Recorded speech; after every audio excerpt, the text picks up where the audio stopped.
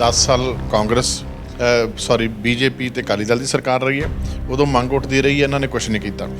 ਤੇ ਉਸ ਤੋਂ ਬਾਅਦ 5 ਸਾਲ ਜਿਹੜੀ ਹੈ ਜੀ ਕਾਂਗਰਸ ਰਹੀ ਹੈ ਤੇ 17 ਤੋਂ ਲੈ ਕੇ 22 ਤੱਕ ਉਦੋਂ ਵੀ ਕੋਈ ਇਹਨਾਂ ਨੇ ਕੁਛ ਨਹੀਂ ਕੀਤਾ।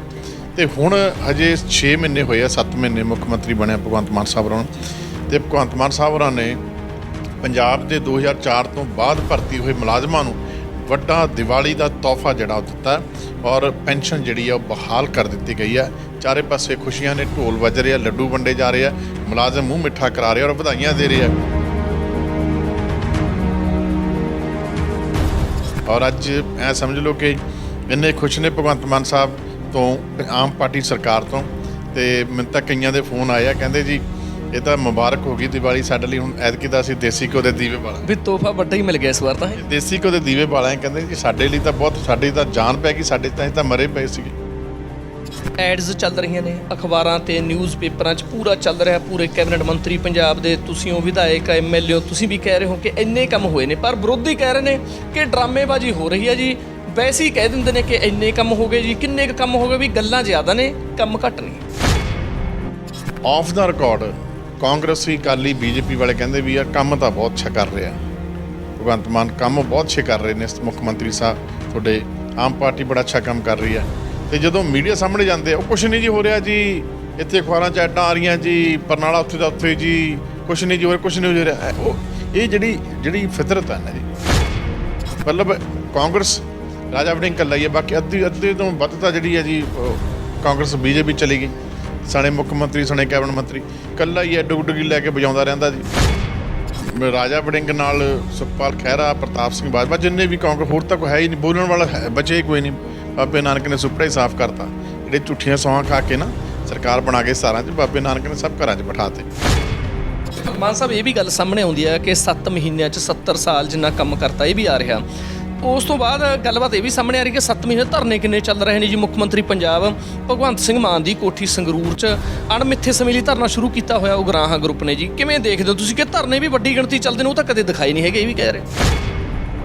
ਸਮਾਂ ਆਉਣ ਤੇ ਜਿਵੇਂ ਜਿਵੇਂ ਪਲਾਨਿੰਗ ਕਰਕੇ ਬਿਲਕੁਲ ਪੂਰੀਆਂ ਹੋਣਗੀਆਂ। ਟਾਈਮ ਤਾਂ ਥੋੜ੍ਹਾ ਜਿਹਾ ਦਿਓ। ਕੈਪਟਨ ਕੰਧ ਨਾਲ ਕੰਧ ਲੱਗਦੀ ਹੈ ਰਜਿੰਦਰਾ ਹਸਪਤਾਲ ਦੇ ਪਟਿਆਲੇ, ਕਦੇ ਗਿਆ ਜੀ ਉੱਥੇ? 2 ਵਾਰ ਮੁੱਖ ਮੰਤਰੀ ਬਣਿਆ, ਪੁੱਛੋ ਕਦੇ ਗਿਆ? ਕਦੇ ਵੀ ਨਹੀਂ ਗਿਆ ਜੀ, ਕਿਉਂਕਿ ਉਹਨਾਂ ਨੂੰ ਦਰਦ ਹੀ ਨਹੀਂ। ਵਪਾਰੀ ਲੋਕ ਸੀਗੇ। ਕਾਂਗਰਸ ਨੇ ਸਭ ਤੋਂ ਵੱਧ ਨੁਕਸਾਨ ਕੀਤਾ ਗਰੀਬਾਂ ਦਾ ਦੇਸ਼ ਦੇ ਵਿੱਚ। ਜਿਹੜਾ ਰਾਹੁਲ ਗਾਂਧੀ ਤੁਰਿਆ ਫਿਰਦਾ ਨਾ ਜੀ ਰੋਜ਼ ਸੜਕਾਂ ਤੇ, ਇਹ ਲੋੜ ਨਾ ਪੈਂਦੀ ਜੀ। ਜਿੰਨੇ ਮੌਕੇ ਕਾਂਗਰਸ ਨੂੰ ਮਿਲੇ ਸ਼ਾਇਦ ਕਿਸੇ ਪਾਰਟੀ ਨੂੰ ਨਾ ਮਿਲੇ ਹੋਣ। ਔਰ ਹਰੇਕ ਜਗ੍ਹਾ ਮੋਨੀਟਰਿੰਗ ਕਰ ਰਹੇ ਹਾਂ। ਅਗਰ ਕੋਈ ਬੰਦਾ ਸਿੱਧੇ ਤਰੀਕੇ ਨਾਲ ਪੈਸੇ ਲੈਂਦਾ ਫੜਿਆ ਗਿਆ ਔਰ ਉਹਦਾ ਸਬੂਤ ਸਾਡੇ ਕੋਲ ਆ ਗਿਆ ਤਾਂ ਫਿਰ ਸਾਡੇ ਤੋਂ ਬੁਰਾ ਕੋਈ ਨਹੀਂ। ਪੰਜਾਬੀ ਲੋਕ ਚੈਨਲ ਤੇ ਤੁਹਾਡਾ ਸਵਾਗਤ ਹੈ। ਮੈਂ ਅਮਨਦੀਪ ਸਿੰਘ ਮਾਝਾ। ਪੰਜਾਬ ਵਿੱਚ ਆਮ ਆਦਮੀ ਪਾਰਟੀ ਦੀ ਸਰਕਾਰ ਲਗਾਤਾਰ ਵੱਡੇ ਫੈਸਲੇ ਲੈ ਰਹੀ ਹੈ। ਅੱਜ ਕੈਬਨਿਟ ਦੀ ਇੱਕ ਮੀਟਿੰਗ ਹੋਈ, ਇੱਕ ਵੱਡੇ ਫੈਸਲੇ ਲਏ ਨੇ। ਕਿਹੜੇ ਫੈਸਲੇ ਲਏ ਨੇ? ਸਭ ਤੋਂ ਵੱਡਾ ਫੈਸਲਾ ਲਿਆ ਪੁਰਾਣੀ ਪੈਨਸ਼ਨ ਸਕੀਮ ਬਹਾਲ। ਜਾਨੀ ਕਿ ਬਹੁਤ ਸਮੇਂ ਦੀ ਇੱਕ ਮੰਗ ਉੱਠ ਰਹੀ ਸੀ ਕਿ ਪੁਰਾਣੀ ਪੈਨਸ਼ਨ ਸਕੀਮ ਬਹਾਲ ਹੋਣੀ ਚਾਹੀਦੀ ਆ, ਕਿਉਂਕਿ ਤੁਹਾਨੂੰ ਜਾਣਕਾਰੀ ਦੇ ਦਈਏ ਕਿ ਪਿਛਲੇ 2004 ਤੋਂ, ਜਾਨੀ ਕਿ 2004 ਸਾਲ ਤੋਂ ਉਸ ਤੋਂ ਬਾਅਦ ਜਿਹੜੇ ਵੀ ਕਿਤੇ ਨਾ ਕਿਤੇ ਭਰਤੀ ਹੋਏ ਨੇ ਉਹਨਾਂ ਦੀ ਪੈਨਸ਼ਨ ਖਤਮ ਕਰ ਦਿੱਤੀ ਗਈ। ਜਾਨੀ ਕਿ ਪਿਛਲੇ 18 ਸਾਲ ਤੋਂ ਕਿਸੇ ਵੀ ਮਹਿਕਮੇ 'ਚ ਜਿਹੜੇ ਵੀ ਮੁਲਾਜ਼ਮ ਸਨ ਉਹਨਾਂ ਦੀ ਜਿਹੜੀ ਪੈਨਸ਼ਨ ਸੀ ਉਹ ਪੁਰਾਣੀਆਂ ਸਰਕਾਰਾਂ ਨੇ, ਪਿਛਲੀਆਂ ਸਰਕਾਰਾਂ ਨੇ ਖਤਮ ਕਰ ਦਿੱਤੀ ਸੀ ਕਿ ਪੈਨਸ਼ਨ ਨਹੀਂ ਮਿਲੇਗੀ। ਪਰ ਪੰਜਾਬ ਦੀ ਕੈਬਨਿਟ ਦੇ ਵੱਡੇ ਫੈਸਲੇ ਲਏ ਗਏ, ਜਿਸ ਵਿੱਚ ਸਭ ਤੋਂ ਵੱਡਾ ਫੈਸਲਾ, ਇੱਕ ਅਹਿਮ ਫੈਸਲਾ ਇਹ ਲਿਆ ਗਿਆ ਕਿ ਪੁਰਾਣੀ ਪੈਨਸ਼ਨ ਸਕੀਮ ਬਹਾਲ ਕਰ ਦਿੱਤੀ ਗਈ ਹੈ। ਉੱਥੇ ਜੇ ਗੱਲਬਾਤ ਕਰੀਏ, ਜਿਹੜੇ ਮੁਲਾਜ਼ਮ ਨੇ, ਕਿਸੇ ਵੀ ਵਿਭਾਗ ਦੇ ਮੁਲਾਜ਼ਮ ਨੇ, ਸਰਕਾਰੀ ਮੁਲਾਜ਼ਮ ਜੋ 2004 ਤੋਂ ਬਾਅਦ ਭਰਤੀ ਹੋਏ ਨੇ, ਉਹਨਾਂ 'ਚ ਖੁਸ਼ੀ ਦੀ ਲਹਿਰ ਹੈ ਕਿ ਸਾਨੂੰ ਹੁਣ ਪੈਨਸ਼ਨ ਮਿਲੇਗੀ ਜਦੋਂ ਅਸੀਂ ਰਿਟਾਇਰ ਹੋਵਾਂਗੇ। ਪੈਨਸ਼ਨ ਤੋਂ ਬਾਅਦ 4 ਹੋਰ ਅਹਿਮ ਫੈਸਲੇ ਪੰਜਾਬ ਦੀ ਕੈਬਨਿਟ ਨੇ ਲਏ ਨੇ। ਉਹ ਕਿਹੜੇ ਨੇ? ਨੌਕਰੀਆਂ 'ਚ ਪੰਜਾਬ ਦੇ ਨੌਜਵਾਨਾਂ ਨੂੰ ਤਰਜੀਹ ਲਈ ਭਰਤੀ ਦੇ ਨਿਯਮਾਂ 'ਚ ਬਦਲਾਅ ਨੂੰ ਮਨਜ਼ੂਰੀ ਦਿੱਤੀ ਆ। ਜਿਵੇਂ ਪਹਿਲਾਂ ਭਰਤੀ ਹੁੰਦੀ ਸੀ ਉਹਦੇ ਨਿਯਮ ਬਦਲੇ ਗਏ ਨੇ। ਭਰਤੀ ਲਈ ਪੰਜਾਬੀ ਟੈਸਟ ਪਾਸ ਕਰਨਾ ਲਾਜ਼ਮੀ। ਜਾਨੀ ਕਿ ਪੰਜਾਬ ਸਰਕਾਰ, ਮੁੱਖ ਮੰਤਰੀ ਭਗਵੰਤ ਸਿੰਘ ਮਾਨ ਪੰਜਾਬੀ ਨੂੰ ਅੱਗੇ ਲੈ ਕੇ ਆ ਰਹੇ ਨੇ ਕਿ ਜਿਹੜੇ ਭਰਤੀ ਲਈ ਪੰਜਾਬੀ ਟੈਸਟ ਪਾਸ ਕਰਨਗੇ ਉਹਨਾਂ ਲਈ ਲਾਜ਼ਮੀ ਹੋਵੇਗਾ।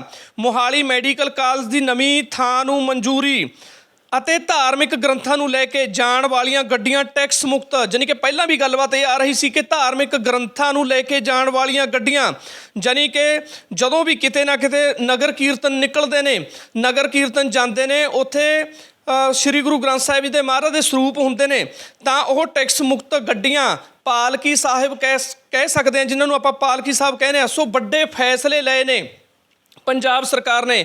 ਉਸ ਫੈਸਲਿਆਂ ਤੋਂ ਬਾਅਦ ਜਿਹੜੇ ਪੰਜਾਬ ਦੇ ਮੁਲਾਜ਼ਮ ਨੇ, ਸਰਕਾਰੀ ਮੁਲਾਜ਼ਮ ਨੇ, ਹਲਕਾ ਨਾਭਾ ਤੋਂ ਐਮਐਲਏ ਨੇ ਗੁਰਦੇਵ ਸਿੰਘ ਦੇ ਮਾਨ, ਉਹਨਾਂ ਨੂੰ ਵਧਾਈਆਂ ਦੇ ਰਹੇ ਨੇ, ਮੂੰਹ ਮਿੱਠਾ ਕਰਵਾ ਰਹੇ ਨੇ ਕਿ ਸਰਕਾਰ ਨੇ ਵੱਡਾ ਫੈਸਲਾ ਲਿਆ।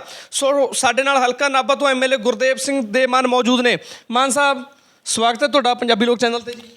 ਬਹੁਤ ਬਹੁਤ ਧੰਨਵਾਦ ਜੀ। ਸਭ ਤੋਂ ਪਹਿਲਾਂ ਸਮੁੱਚੇ ਪੰਜਾਬੀਆਂ ਨੂੰ ਔਰ ਜਿੱਥੇ ਵੀ ਬਾਹਰਲੇ ਮੁਲਕਾਂ ਦੇ ਵਿੱਚ ਪੰਜਾਬੀ ਬੈਠੇ ਆ ਸਾਰਿਆਂ ਨੂੰ ਦੀਵਾਲੀ ਦੀਆਂ ਬਹੁਤ ਬਹੁਤ ਮੁਬਾਰਕਾਂ। ਅਤੇ ਮੁਲਾਜ਼ਮ ਜਿਹੜੇ 2004 ਤੋਂ ਬਾਅਦ ਭਰਤੀ ਹੋਏ ਸੀ ਉਹਨਾਂ ਲਈ ਇੱਕ ਬਹੁਤ ਵੱਡੀ ਇੱਕ ਸਿਰਦਰਦੀ ਵਾਲਾ ਕੰਮ ਸੀਗਾ ਕਿ ਵੱਡੀ ਮੰਗ ਉਹ ਕਰਦੇ ਆ ਰਹੇ ਸੀ ਕਿ ਸਾਡੀ ਪੈਨਸ਼ਨ ਜਿਹੜੀ ਹੈ ਬਹਾਲ ਕੀਤੀ ਜਾਵੇ। ਬੇਸਿਕਲੀ ਇਹ ਪੈਨਸ਼ਨ ਸਨ 2004 ਦੇ ਵਿੱਚ ਜਦੋਂ ਵਾਜਪਾਈ ਸਾਹਿਬ ਪ੍ਰਾਈਮ ਮਿਨਿਸਟਰ ਹੁੰਦੇ ਸੀ ਉਹਨਾਂ ਨੇ ਬੰਦ ਕੀਤੀ ਸੀ। ਫਿਰ ਕਈ ਸਟੇਟਾਂ ਨੇ ਬਾਅਦ ਦੇ ਵਿੱਚ ਉਹਦੇ ਵਿੱਚ ਇੱਕ ਕਲੌਜ਼ ਸੀਗਾ ਕਿ ਸਟੇਟ ਅਗਰ ਚਾਹੇ ਤਾਂ ਲਾਗੂ ਕਰ ਸਕਦੀ ਹੈ, ਤਾਂ ਫਿਰ ਕਈ ਸਟੇਟਾਂ ਦੇ ਵਿੱਚ ਲਾਗੂ ਹੋਈ ਹੈ। ਪਰ ਪੰਜਾਬ ਦੇ ਵਿੱਚ 10 ਸਾਲ ਕਾਂਗਰਸ ਬੀਜੇਪੀ ਅਤੇ ਅਕਾਲੀ ਦਲ ਦੀ ਸਰਕਾਰ ਰਹੀ ਹੈ, ਉਦੋਂ ਮੰਗ ਉੱਠਦੀ ਰਹੀ ਹੈ, ਇਹਨਾਂ ਨੇ ਕੁਛ ਨਹੀਂ ਕੀਤਾ। ਅਤੇ ਉਸ ਤੋਂ ਬਾਅਦ 5 ਸਾਲ ਜਿਹੜੀ ਹੈ ਜੀ ਕਾਂਗਰਸ ਰਹੀ ਹੈ ਅਤੇ 17 ਤੋਂ ਲੈ ਕੇ 22 ਤੱਕ ਉਦੋਂ ਵੀ ਕੋਈ ਇਹਨਾਂ ਨੇ ਕੁਛ ਨਹੀਂ ਕੀਤਾ। ਅਤੇ ਹੁਣ ਹਜੇ 6 ਮਹੀਨੇ ਹੋਏ ਆ, 7 ਮਹੀਨੇ ਮੁੱਖ ਮੰਤਰੀ ਬਣਿਆ ਭਗਵੰਤ ਮਾਨ ਸਾਹਿਬ ਹੋਰਾਂ ਨੂੰ। ਅਤੇ ਭਗਵੰਤ ਮਾਨ ਸਾਹਿਬ ਹੋਰਾਂ ਨੇ ਪੰਜਾਬ ਦੇ 2004 ਤੋਂ ਬਾਅਦ ਭਰਤੀ ਹੋਏ ਮੁਲਾਜ਼ਮਾਂ ਨੂੰ ਵੱਡਾ ਦੀਵਾਲੀ ਦਾ ਤੋਹਫਾ ਜਿਹੜਾ ਉਹ ਦਿੱਤਾ ਔਰ ਪੈਨਸ਼ਨ ਜਿਹੜੀ ਆ ਉਹ ਬਹਾਲ ਕਰ ਦਿੱਤੀ ਗਈ ਹੈ। ਚਾਰੇ ਪਾਸੇ ਖੁਸ਼ੀਆਂ ਨੇ, ਢੋਲ ਵੱਜ ਰਹੇ ਆ, ਲੱਡੂ ਵੰਡੇ ਜਾ ਰਹੇ ਆ, ਮੁਲਾਜ਼ਮ ਮੂੰਹ ਮਿੱਠਾ ਕਰਾ ਰਹੇ ਔਰ ਵਧਾਈਆਂ ਦੇ ਰਹੇ ਆ ਕਿ ਕਮਾਲ ਕਰਤੀ, ਸਾਡੀ ਵੋਟ ਦਾ ਮੁੱਲ ਮੋੜਤਾ। ਯਾਨੀ ਕਿ ਜਿਹਦੇ ਪੈਨਸ਼ਨ ਰਿਟਾਇਰਮੈਂਟ ਤੋਂ ਬਾਅਦ ਪੈਨਸ਼ਨ ਸਿਰਫ 2-3 ਹਜ਼ਾਰ ਰੁਪਏ ਮਿਲਣੀ ਸੀ, ਉਹ ਪੈਨਸ਼ਨ ਹੁਣ ਜਿਹੜੀ ਵੱਧ ਕੇ 25-30 ਹਜ਼ਾਰ ਰੁਪਈਆ ਹੋ ਜੂਗੀ।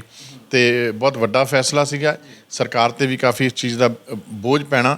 ਪਰ ਪੰਜਾਬ ਦੇ ਲੋਕਾਂ ਨੇ ਜਿਸ ਭਾਵਨਾ ਨਾਲ, ਪੰਜਾਬ ਦੇ ਮੁਲਾਜ਼ਮਾਂ ਨੇ ਜਿਸ ਭਾਵਨਾ ਨਾਲ, ਅਲੱਗ-ਅਲੱਗ ਡਿਪਾਰਟਮੈਂਟ ਦੇ ਵਿੱਚ ਕੰਮ ਕਰਦੇ ਲੋਕਾਂ ਨੇ ਜਿਸ ਭਾਵਨਾ ਨਾਲ ਇਹ ਸਰਕਾਰ ਚੁਣੀ ਸੀ, ਉਹ ਭਾਵਨਾ 'ਤੇ ਖਰੀ ਉਤਰ ਰਹੀ ਹੈ। ਸੋ 5-6 ਮਹੀਨਿਆਂ ਦੇ ਵਿੱਚ ਵੱਡੇ ਫੈਸਲੇ ਜਿਹੜੀ ਹੈ ਉਹ ਪੰਜਾਬ ਸਰਕਾਰ, ਸਾਡੇ ਮੁੱਖ ਮੰਤਰੀ ਭਗਵੰਤ ਮਾਨ ਸਾਹਿਬ ਲੈ ਰਹੇ। ਸੋ ਮੁਲਾਜ਼ਮਾਂ ਨੂੰ ਜਿਹੜੇ ਇਸ ਕਟੀਰਾ ਦੇ ਵਿੱਚ ਆਉਂਦੇ ਉਹਨਾਂ ਨੂੰ ਬਹੁਤ ਬਹੁਤ ਮੁਬਾਰਕਾਂ। ਬਿਲਕੁਲ ਮਾਨ ਸਾਹਿਬ, ਅਸੀਂ ਪਹੁੰਚੇ ਤਾਂ ਇੱਥੇ ਮੂੰਹ ਮਿੱਠਾ ਵੀ ਕਰਵਾ ਰਹੇ। ਕਿਹੜੇ ਵਿਭਾਗਾਂ ਦੇ ਜਿਹੜੇ ਮੁਲਾਜ਼ਮ ਨੇ ਇੱਥੇ ਪਹੁੰਚ ਰਹੇ ਨੇ ਤੁਹਾਡੇ ਕੋਲ? ਕਾਫੀ ਮੁਲਾਜ਼ਮ ਨੇ ਜੀ, ਟੀਚਿੰਗ ਨਾਲ ਨੇ, ਜਿਹੜੇ ਐਜੂਕੇਸ਼ਨ ਨਾਲ ਜੁੜੇ ਹੋਏ ਨੇ, ਡਾਕਟਰ ਨੇ, ਹੈਲਥ ਡਿਪਾਰਟਮੈਂਟ ਦੇ ਵਿੱਚ ਨੇ, ਅਲੱਗ-ਅਲੱਗ ਇੱਥੇ ਵੈਟਨਰੀ ਡਾਕਟਰ ਨੇ, ਡੰਗਰਾਂ ਦੇ ਜਿਹੜੇ ਡਾਕਟਰ ਹੁੰਦੇ ਆ। ਅਤੇ ਉਸ ਤੋਂ ਬਾਅਦ ਇੱਥੇ ਜਿਹੜੇ ਅਲੱਗ-ਅਲੱਗ ਕਈ ਡਿਪਾਰਟਮੈਂਟ ਦੇ ਸਾਰੇ ਵਿਭਾਗਾਂ ਦੇ ਮੁਲਾਜ਼ਮ ਜਿਹੜੇ ਵੀ, ਕਿਉਂਕਿ ਇਸ ਵਕਤ ਪੰਜਾਬ ਦੇ ਵਿੱਚ ਤਕਰੀਬਨ 3.5 ਲੱਖ ਦੇ ਆਸ-ਪਾਸ ਸਰਕਾਰੀ ਮੁਲਾਜ਼ਮਾਂ ਦੀ ਗਿਣਤੀ ਹੈ ਜੀ, ਜਿਹਦੇ ਵਿੱਚ ਅਲੱਗ-ਅਲੱਗ ਕਿਸਮ ਦੇ ਬੈਂਕਾਂ 'ਚ ਕੰਮ ਕਰਦੇ ਨੇ, ਕਾਲਜ 'ਚ ਕੰਮ ਕਰਦੇ ਹੀ ਹੈ, ਕੋਈ ਯੂਨੀਵਰਸਿਟੀ 'ਚ ਕੰਮ ਕਰਦਾ। ਅਤੇ ਉਹ ਸਭ ਨੂੰ ਹੀ ਇਸ ਚੀਜ਼ ਦਾ ਬੈਨੀਫਿਟ ਜਿਹੜਾ ਉਹ ਹੋ ਰਿਹਾ। ਔਰ ਅੱਜ ਐਂ ਸਮਝ ਲਓ ਕਿ ਇੰਨੇ ਖੁਸ਼ ਨੇ ਭਗਵੰਤ ਮਾਨ ਸਾਹਿਬ ਤੋਂ, ਆਮ ਪਾਰਟੀ ਸਰਕਾਰ ਤੋਂ। ਅਤੇ ਮੈਨੂੰ ਤਾਂ ਕਈਆਂ ਦੇ ਫੋਨ ਆਏ ਆ, ਕਹਿੰਦੇ ਜੀ ਇਹ ਤਾਂ ਮੁਬਾਰਕ ਹੋ ਗਈ ਦੀਵਾਲੀ ਸਾਡੇ ਲਈ, ਹੁਣ ਐਤਕੀ ਤਾਂ ਅਸੀਂ ਦੇਸੀ ਘਿਓ ਦੇ ਦੀਵੇ ਬਾਲਾਂ ਵੀ ਤੋਹਫਾ ਵੱਡਾ ਹੀ ਮਿਲ ਗਿਆ ਇਸ ਵਾਰ ਤਾਂ। ਦੇਸੀ ਘਿਓ ਦੇ ਦੀਵੇ ਬਾਲਾਂ ਕਹਿੰਦੇ ਜੀ ਸਾਡੇ ਲਈ ਤਾਂ ਬਹੁਤ, ਸਾਡੀ ਤਾਂ ਜਾਨ ਪੈ ਗਈ, ਸਾਡੇ ਤਾਂ ਅਸੀਂ ਤਾਂ ਮਰੇ ਪਏ ਸੀਗੇ। ਸਾਡਾ ਤਾਂ ਭਵਿੱਖ ਧੁੰਦਲਾ ਸੀ ਵੀ 60 ਸਾਲ ਦੀ ਉਮਰ ਦੇ ਵਿੱਚ ਰਿਟਾਇਰ ਹੋ ਜਾਵਾਂਗੇ, ਉਸ ਤੋਂ ਬਾਅਦ ਪੈਨਸ਼ਨ ਮਿਲਣੀ ਨਹੀਂ, ਸਾਡੀ ਜ਼ਿੰਦਗੀ ਦਾ ਗੁਜ਼ਾਰਾ ਕਿਵੇਂ ਚੱਲੇਗਾ। ਸੋ ਉਹਨਾਂ ਲੋਕਾਂ ਲਈ ਵੱਡਾ ਇਹ ਜਿਹੜਾ ਖੁਸ਼ੀ ਦੀ ਖਬਰ ਹੈ ਸਾਡੀ ਸਰਕਾਰ ਨੇ ਦਿੱਤੀ ਹੈ। ਬਿਲਕੁਲ ਮਾਨ ਸਾਹਿਬ, ਇੱਕ ਕਮੈਂਟ ਇਹ ਵੀ ਆਉਂਦੇ ਸੀ ਸੋਸ਼ਲ ਮੀਡੀਆ ਤੇ ਆਮ ਹੀ ਕਿ ਮੁਲਾਜ਼ਮ ਦੁਖੀ ਹੋ ਗਏ ਜੀ ਜਦੋਂ ਆਮ ਆਦਮੀ ਪਾਰਟੀ ਦੀ ਸਰਕਾਰ ਆਈ। ਜਿਹੜੇ ਮੁਲਾਜ਼ਮ ਜਿਵੇਂ ਕੰਮ ਕਰਦੇ ਤੇ ਪਹਿਲਾਂ ਤਾਂ ਖੁੱਲ੍ਹੇ ਚੱਲਦੇ ਸੀ ਜੀ, ਉਹ ਚਾਹੇ ਕਾਂਗਰਸ ਦੀ ਸਰਕਾਰ ਤੀ, ਅਕਾਲੀ ਦਲ ਦੀ ਸਰਕਾਰ, ਖੁੱਲ੍ਹੇ ਚੱਲਦੇ ਹੁੰਦੇ ਸੀ। ਉਸ ਤੋਂ ਬਾਅਦ ਵੀ ਸਖਤਾਈ ਕਰਤੀ ਵੀ ਮੁਲਾਜ਼ਮਾਂ ਨੇ ਵੋਟਾਂ ਪਾਈਆਂ ਜੀ, ਉਸ ਤੋਂ ਬਾਅਦ ਮੁਲਾਜ਼ਮ ਦੁਖੀ ਹੋ ਗਏ। ਕੀ ਲੱਗਦਾ ਤੁਹਾਨੂੰ, ਦੁਖੀ ਹੋ ਗਏ ਸੀ ਜਿਨ੍ਹਾਂ ਨੂੰ ਹੁਣ ਦੁਬਾਰਾ ਖੁਸ਼ ਕਰਤਾ ਤੁਸੀਂ?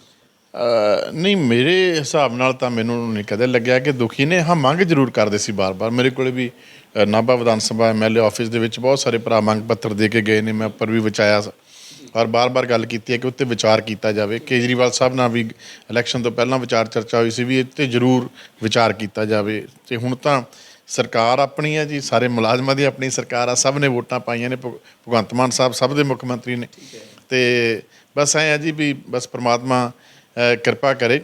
ਪੰਜਾਬੀਆਂ ਦੇ ਚਿਹਰੇ ਅਤੇ ਮੁਲਾਜ਼ਮਾਂ ਦੇ ਚਿਹਰੇ ਜਿਹੜੀ ਸ਼ਿਕਨ ਸੀ ਨਾ, ਜਿਹੜੀ ਇੱਕ ਘਬਰਾਹਟ ਸੀਗੀ, ਜਿਹੜੀ ਇੱਕ ਉਦਾਸੀ ਸੀਗੀ, ਉਹ 'ਤੇ ਖੁਸ਼ੀ ਦੇਖਣ ਨੂੰ ਮਿਲੀ ਆ।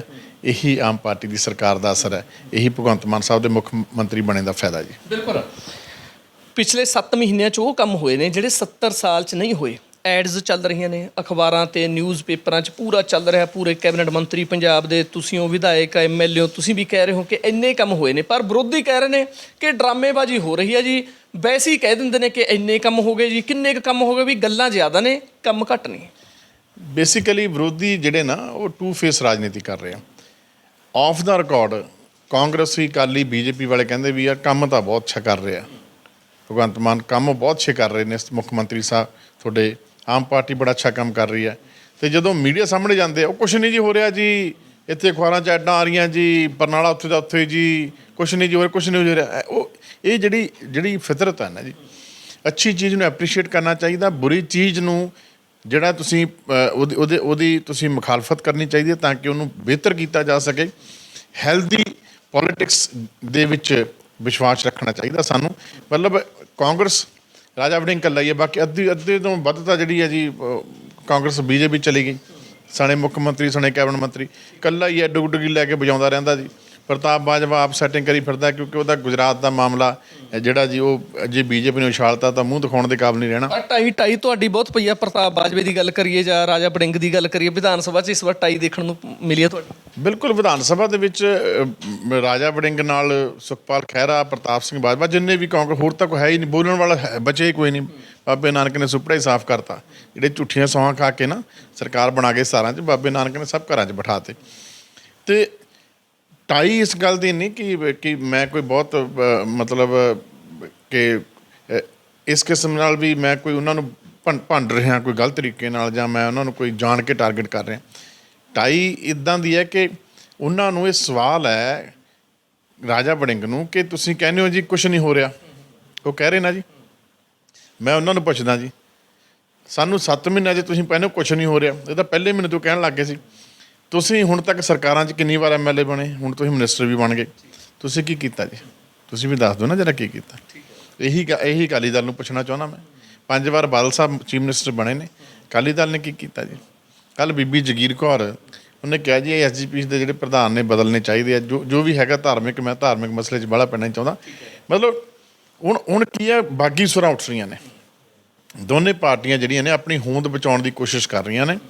ਤੇ ਗਾਂਧੀ ਪਰਿਵਾਰ ਨੇ ਮਿਸਟਰ ਹੇਗੜੇ ਕੋਈ ਹੈਗੇ ਨੇ, ਉਹਨਾਂ ਨੂੰ ਪ੍ਰੈਜ਼ੀਡੈਂਟ ਬਣਾ ਕੇ ਗਾਂਧੀ ਠੱਪਾ ਲਾਉਣ ਦੀ ਕੋਸ਼ਿਸ਼ ਕੀਤੀ ਹੈ ਵੀ ਸ਼ਾਇਦ, ਪਰ ਪਿੱਛੋਂ ਰਾਹੁਲ ਗਾਂਧੀ ਹੈਗਾ ਲਾੜਾ ਇਹਨਾਂ ਕੋਲੇ ਜੀ, ਘੋੜੀ ਤੋਂ ਨਹੀਂ ਚੜਾਉਣਾ ਇਹਨਾਂ ਨੇ ਵੀ। ਗੱਲ ਉਵੇਂ ਦੀ ਉਵੇਂ ਆ, ਇਹ ਉਵੇਂ ਹੀ ਹੈ ਜੀ, ਇਹ ਤਾਂ ਦਿਖਾਵੇਬਾਜ਼ੀ ਹੈ ਸਾਰੀ ਜੀ। ਉਹਨਾਂ ਨੂੰ ਉੱਥੋਂ ਪਿੱਛੋਂ ਹੀ ਚੱਲਣਾ, ਰਿਮੋਟ ਕੰਟਰੋਲ ਦੇ ਨਾਲ ਸਾਰਾ ਕੁਝ। ਇਹ ਤਾਂ ਸਿਰਫ ਦਿਖਾਉਣ ਨੂੰ ਹੈ ਜੀ ਵੀ ਦੇਖੋ ਬਦਲਤਾ ਜੀ, ਦੇਖੋ। ਇਹਨਾਂ ਨੂੰ ਇਹ ਲੱਗਦਾ ਵੀ ਸ਼ਾਇਦ ਜਿਵੇਂ ਬਾਦਲ ਦੇ ਦਿਮਾਗ 'ਚ ਵੀ ਕਈ ਵਾਰੀ ਆਉਂਦੀ ਹੋਣੀ ਵੀ ਜੇ ਮੈਂ ਕਿਤੇ ਆਪਣੇ ਮੁੰਡੇ ਨੂੰ ਪ੍ਰਧਾਨ ਹਟਾ ਕੇ ਮੈਂ ਦਲਜੀਤ ਚੀਮੇ ਨੂੰ ਲਾ ਦਿਆਂ, ਮੈਂ ਬਲਟੋਹੇ ਨੂੰ ਲਾ ਦਿਆਂ, ਜਾਂ ਮੈਂ ਕਿਸੇ ਹੋਰ ਨੂੰ ਬਣਾ ਦਿਆਂ, ਵੀ ਸ਼ਾਇਦ ਮੈਂ ਦੁਬਾਰਾ ਮੌਕਾ ਆ ਜਾਵੇ। ਨਹੀਂ, ਵੈਸੇ ਜੇ ਅਕਾਲੀ ਦਲ ਪ੍ਰਧਾਨ ਬਦਲਦੇ ਨੇ, ਕੀ ਲੱਗਦਾ ਤੁਹਾਨੂੰ ਅੱਪ ਹੋਣ ਦੇ ਚਾਂਸ ਹੈਗੇ? ਮੇਰੀ ਗੱਲ ਸੁਣੋ, ਬਣਾਉਣਗੇ ਕਿਹਨੂੰ ਜੀ?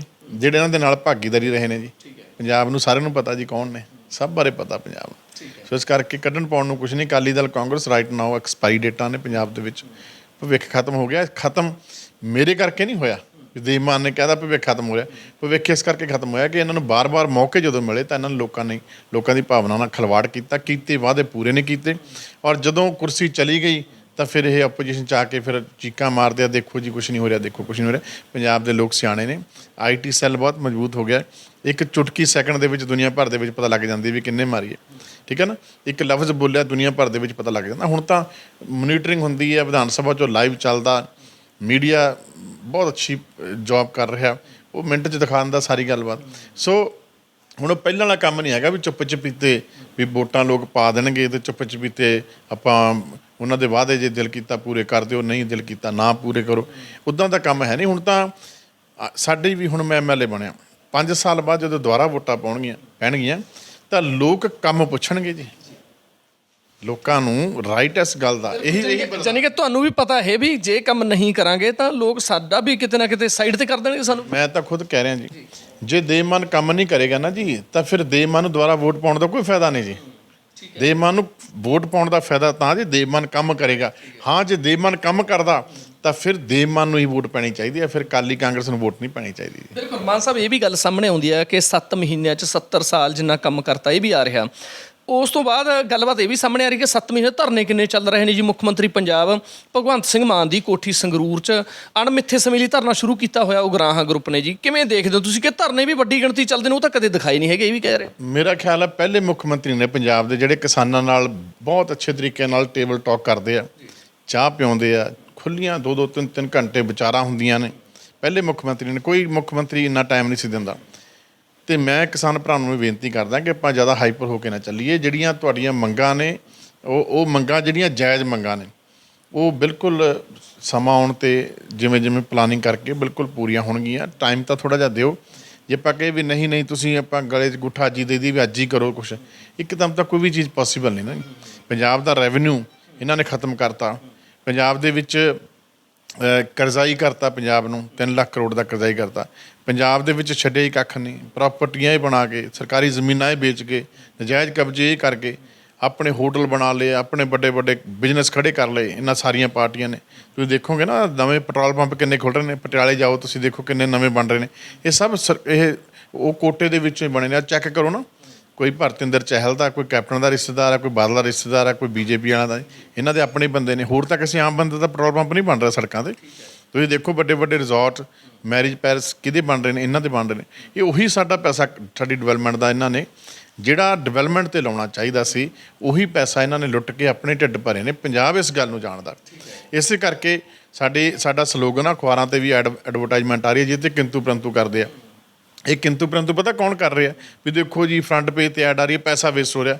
ਇਹ ਉਹ ਕਰ ਰਿਹਾ ਜਿਹਨਾਂ ਨੇ ਬੋਰਡ ਲਾ ਕੇ ਪੰਜਾਬ 'ਚ ਰੰਗਲਾ ਪੰਜਾਬ ਬਣਾਇਆ ਪਿਆ ਸੀ। ਕਾਗਜ਼ਾਂ 'ਚ ਕੁਝ ਵੀ ਨਹੀਂ, ਮਤਲਬ ਕਾਗਜ਼ਾਂ 'ਚ ਸਿਰਫ ਦਿਖਾਵਾ, ਗਰਾਊਂਡ ਲੈਵਲ 'ਤੇ ਜ਼ੀਰੋ। ਵੀ ਇੰਨੇ ਅਸੀਂ ਬੂਟੇ ਲਾਤੇ ਜੀ, ਇੰਨੇ ਅਸੀਂ ਨਸ਼ੇ ਵਾਲੇ ਫੜ ਲਏ ਜੀ, ਇੰਨੇ ਅਸੀਂ ਪੱਕੇ ਕਰਤੇ। ਜਿਹੜਾ SDM ਦਫ਼ਤਰ ਪਾਣੀ ਪੀਣ 'ਤੇ ਵੀ ਰੱਖਿਆ ਸੀ ਨਾ 3000 'ਤੇ, ਉਹਦਾ ਵੀ ਨਾਂ ਵਿੱਚ ਐਡ ਕਰਕੇ ਉਹ ਵੀ ਕਰਿਆ ਸੀ ਵੀ ਦੇਖੋ ਇਹ ਵੀ ਮੁਲਾਜ਼ਮ ਅਸੀਂ ਪੱਕਾ ਕਰਤਾ। ਸੋ ਸਾਰੀਆਂ ਗੱਲਾਂ ਜਿਹੜੀਆਂ ਨੇ, ਹੁਣ ਸਾਡੀ ਜਿਹੜੀ ਸਰਕਾਰ ਆ 7 ਮਹੀਨੇ ਦੀ, ਕਿ 7 ਮਹੀਨਿਆਂ ਦਾ ਕੰਮ 70 ਸਾਲਾਂ 'ਤੇ ਭਾਰੀ ਪੈ ਰਿਹਾ।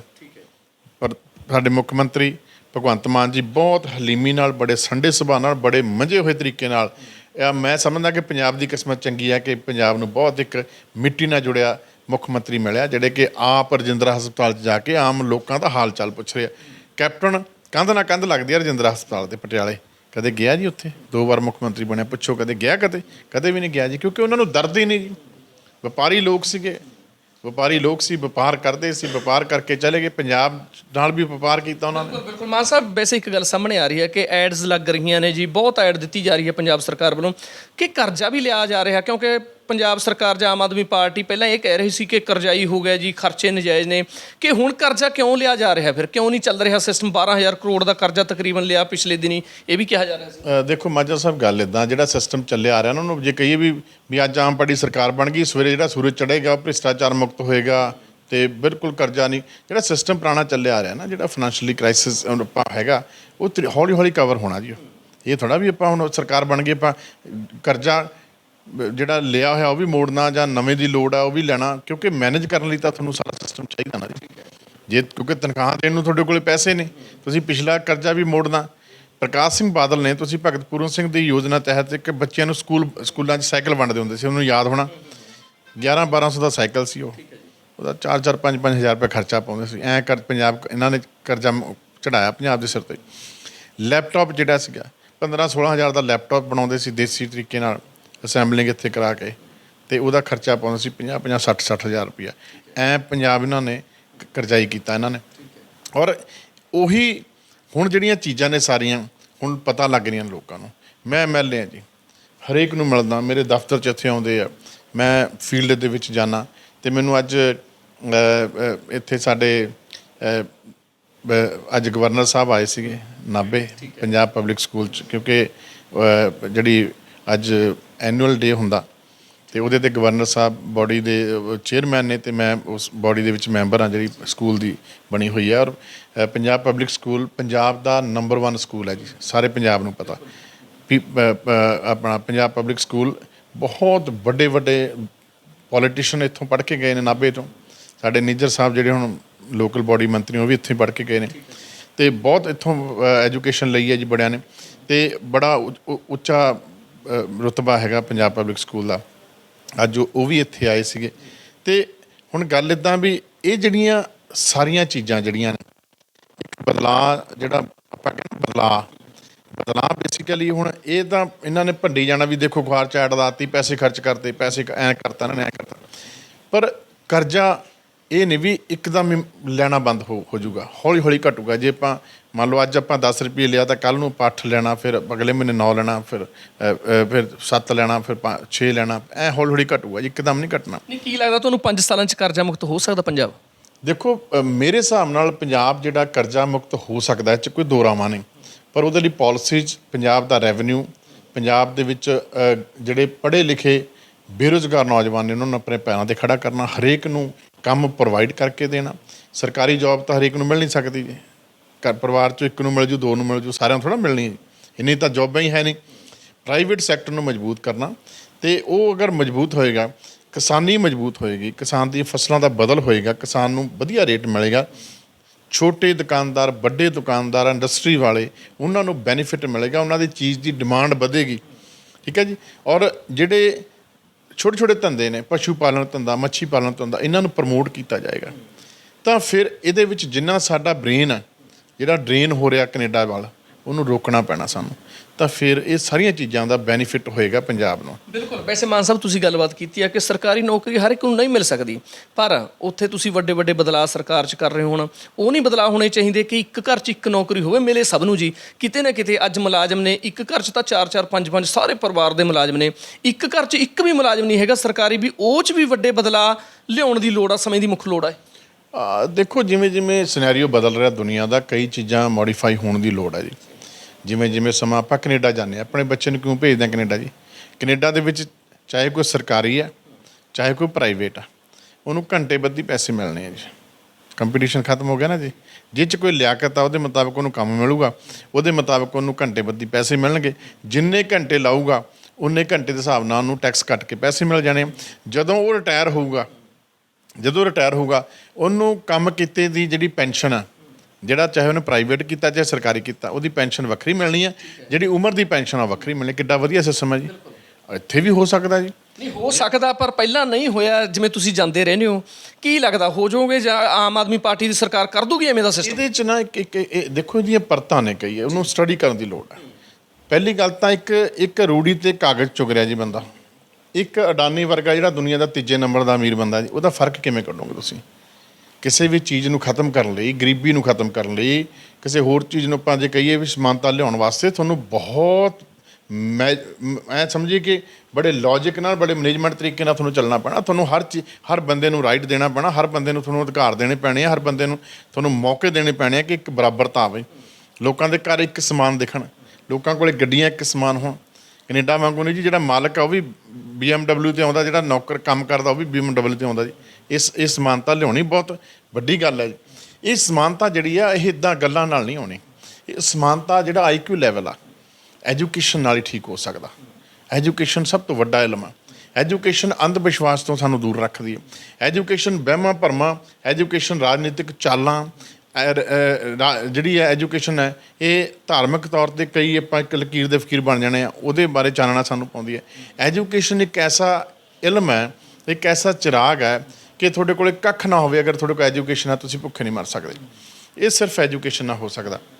ਅਗਰ ਦੇਸ਼ ਦੇ ਵਿੱਚ ਨੈਸ਼ਨੈਲਿਟੀ ਲੈ ਕੇ ਆਉਣੀ ਹੈ, ਸਾਨੂੰ ਸਕੂਲਾਂ ਦੇ ਵਿੱਚ ਨੈਸ਼ਨੈਲਿਟੀ ਲੈ ਕੇ ਆਉਣੀ ਹੀ ਪੈਣੀ ਆ ਕਿ ਇੱਕੋ ਤਰ੍ਹਾਂ ਦੇ ਸਕੂਲ ਔਰ ਸਭ ਦੇ ਬੱਚੇ ਉੱਥੇ ਪੜ੍ਹਨ। ਬੈਂਕਾਂ ਦੇ ਵਿੱਚ ਵੀ ਨੈਸ਼ਨੈਲਿਟੀ, ਕੰਮ ਦੇ ਵਿੱਚ ਵੀ ਨੈਸ਼ਨੈਲਿਟੀ, ਬਰਾਬਰਤਾ। ਜਦੋਂ ਤੱਕ ਬਰਾਬਰਤਾ ਨਹੀਂ ਆਉਂਦੀ ਉਦੋਂ ਤੱਕ ਦੇਸ਼ ਤਰੱਕੀ ਨਹੀਂ ਕਰ ਸਕਦਾ। ਹਾਲੇ ਤਾਂ ਪਰਤਾਂ ਹੀ ਬੜੀਆਂ ਨੇ ਜੀ, ਹਾਲੇ ਤਾਂ ਪਰਤਾਂ ਹੀ ਬਹੁਤ ਨੇ। ਗਰੀਬੀ ਤੇ ਅਮੀਰੀ ਦਾ ਪਾੜਾ ਬਹੁਤ ਵੱਡਾ ਹੈ ਜੀ। ਵੈਸੇ ਅਮੀਰ ਹੁੰਦਾ ਜਾ ਰਿਹਾ, ਗਰੀਬ ਹੁੰਦਾ ਜਾ ਰਿਹਾ ਜੀ। ਕਿਉਂ? ਅਮੀਰ ਜਿਹੜਾ ਜੀ, ਅਮੀਰ ਹੋਵੇ, ਅਮੀਰ ਮੁਬਾਰਕ ਹੈ ਸਭ ਨੂੰ ਕਿ ਅਮੀਰ ਬਣੋ, ਪਰ ਗਰੀਬ ਦੀ ਗਰੀਬੀ ਵੀ ਕੱਢਣਾ ਸਰਕਾਰਾਂ ਦਾ ਫਰਜ਼ ਬਣਦਾ। ਇਹ ਸਰਕਾਰਾਂ ਫਲॉप ਰਹੀਆਂ ਨੇ। ਕਾਂਗਰਸ ਨੇ ਸਭ ਤੋਂ ਵੱਧ ਨੁਕਸਾਨ ਕੀਤਾ ਗਰੀਬਾਂ ਦਾ ਦੇਸ਼ ਦੇ ਵਿੱਚ। ਜਿਹੜਾ ਰਾਹੁਲ ਗਾਂਧੀ ਤੁਰਿਆ ਫਿਰਦਾ ਨਾ ਜੀ ਰੋਜ਼ ਸੜਕਾਂ 'ਤੇ, ਇਹ ਲੋੜ ਨਾ ਪੈਂਦੀ ਜੀ। ਜਿੰਨੇ ਮੌਕੇ ਕਾਂਗਰਸ ਨੂੰ ਮਿਲੇ, ਸ਼ਾਇਦ ਕਿਸੇ ਪਾਰਟੀ ਨੂੰ ਨਾ ਮਿਲੇ ਹੋਣ। ਜਿੰਨੇ ਮੌਕੇ ਹੁਣ BJP ਨੂੰ ਮਿਲੇ ਆ, ਤਾਂ ਮੋਦੀ ਸਾਹਿਬ ਕੁਛ ਵੀ ਕਰ ਸਕਦੇ ਆ ਜੀ। ਇੱਕ ਪਾਸੇ ਨਿਤਿਨ ਗਡਕਰੀ ਜੀ ਬਿਆਨ ਦਿੰਦੇ ਆ ਕਿ ਸਾਡੀ ਸਰਕਾਰ ਤਾਂ ਜਿਹੜੀ ਹੈ ਅਮੀਰ ਹੈ, ਪਰ ਲੋਕ ਗਰੀਬ ਨੇ ਜੀ। ਫਿਰ ਲੋਕ ਕਿਉਂ ਗਰੀਬ ਨੇ ਜੀ? ਇਹਦਾ ਮਤਲਬ ਫਿਰ ਸਰਕਾਰੀ ਪੈਸਾ ਜਿਹੜਾ ਜੀ, ਉਹ ਜਿਹੜਾ ਖਜ਼ਾਨੇ 'ਚ ਆਉਂਦਾ, ਲੋਕਾਂ ਦਾ ਹੀ ਪੈਸਾ, ਸਰਕਾਰ ਦਾ ਕਿਹੜਾ ਪੈਸਾ ਆਉਂਦਾ ਜੀ? ਇਹਦਾ ਮਤਲਬ ਪੈਸਾ ਫਿਰ ਸਹੀ ਤਰੀਕੇ ਨਾਲ ਡਿਵਾਈਡ ਨਹੀਂ ਹੋ ਰਿਹਾ, ਉਹਨੂੰ ਇੰਪਲੀਮੈਂਟ ਨਹੀਂ ਕੀਤਾ ਜਾ ਰਿਹਾ, ਉਹਦੀ ਅਕਾਊਂਟੇਬਿਲਿਟੀ ਨਹੀਂ ਤੈਅ ਕੀਤੀ ਜਾ ਰਹੀ।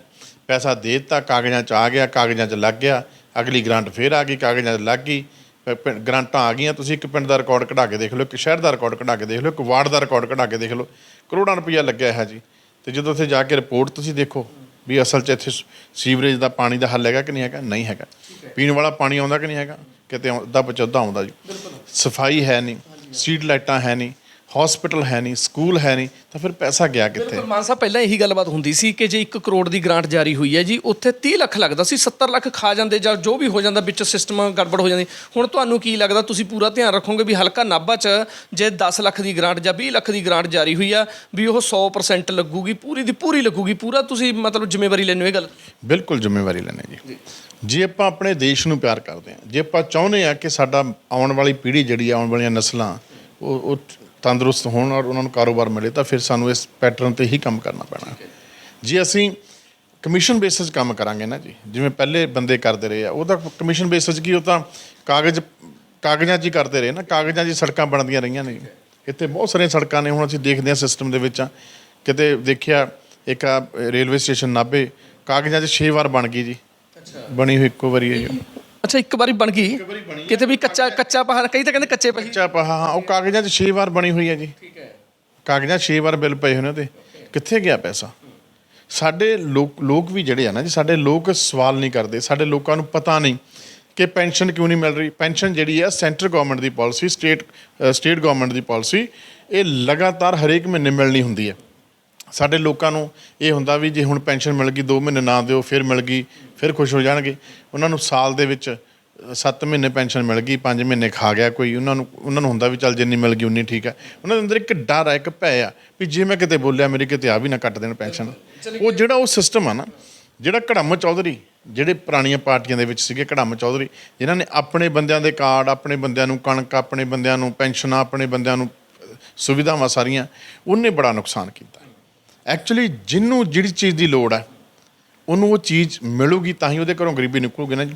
ਆਪਾਂ ਜਿਹਨੂੰ ਲੋੜ ਆ ਉਹਨੂੰ ਦੇ ਨਹੀਂ ਰਹੇ, ਜਿਹਨੂੰ ਨਹੀਂ ਲੋੜ ਹੈ ਜੀ ਉਹ 2 ਰੁਪਏ ਕਿਲੋ ਕਣਕ ਮਰਸਡੀ ਦੇ ਲੈਣ ਜਾਂਦਾ ਜੀ, ਹੈ ਨਾ। ਇਹਦੇ ਦਾ ਸਿਸਟਮ ਠੀਕ ਨਹੀਂ ਨਾ। ਸਰਕਾਰ ਸਖਤ ਹੈ ਇਹ ਕੰਮ 'ਤੇ ਹੁਣ ਪੂਰੀ? ਬਿਲਕੁਲ ਸਖਤ ਹੈ ਜੀ, ਬਿਲਕੁਲ 100% ਸਖਤ ਹੈ। ਔਰ ਸਾਡੇ ਮੁੱਖ ਮੰਤਰੀ ਭਗਵੰਤ ਮਾਨ ਸਾਹਿਬ ਬਹੁਤ ਸਖਤ ਨੇ, ਔਰ ਅਸੀਂ ਵੀ ਖੁਦ ਬਰੀਕੀ ਨਾਲ, ਮੈਂ ਰਾਤੀ 1:30 ਵਜੇ, 1:45 ਵਜੇ ਆਪ ਗਿਆ ਫਾਇਰ ਬ੍ਰਿਗੇਡ ਦੇ ਵਿੱਚ ਕਿ ਕਿੰਨੇ ਮੁਲਾਜ਼ਮ ਨੇ ਡਿਊਟੀ 'ਤੇ ਹੈਗੇ ਕਿ ਨਹੀਂ ਹੈਗੇ ਜੀ, ਠੀਕ ਹੈ ਨਾ। ਔਰ ਹਰੇਕ ਜਗ੍ਹਾ ਮੋਨੀਟਰਿੰਗ ਕਰ ਰਹੇ ਹਾਂ।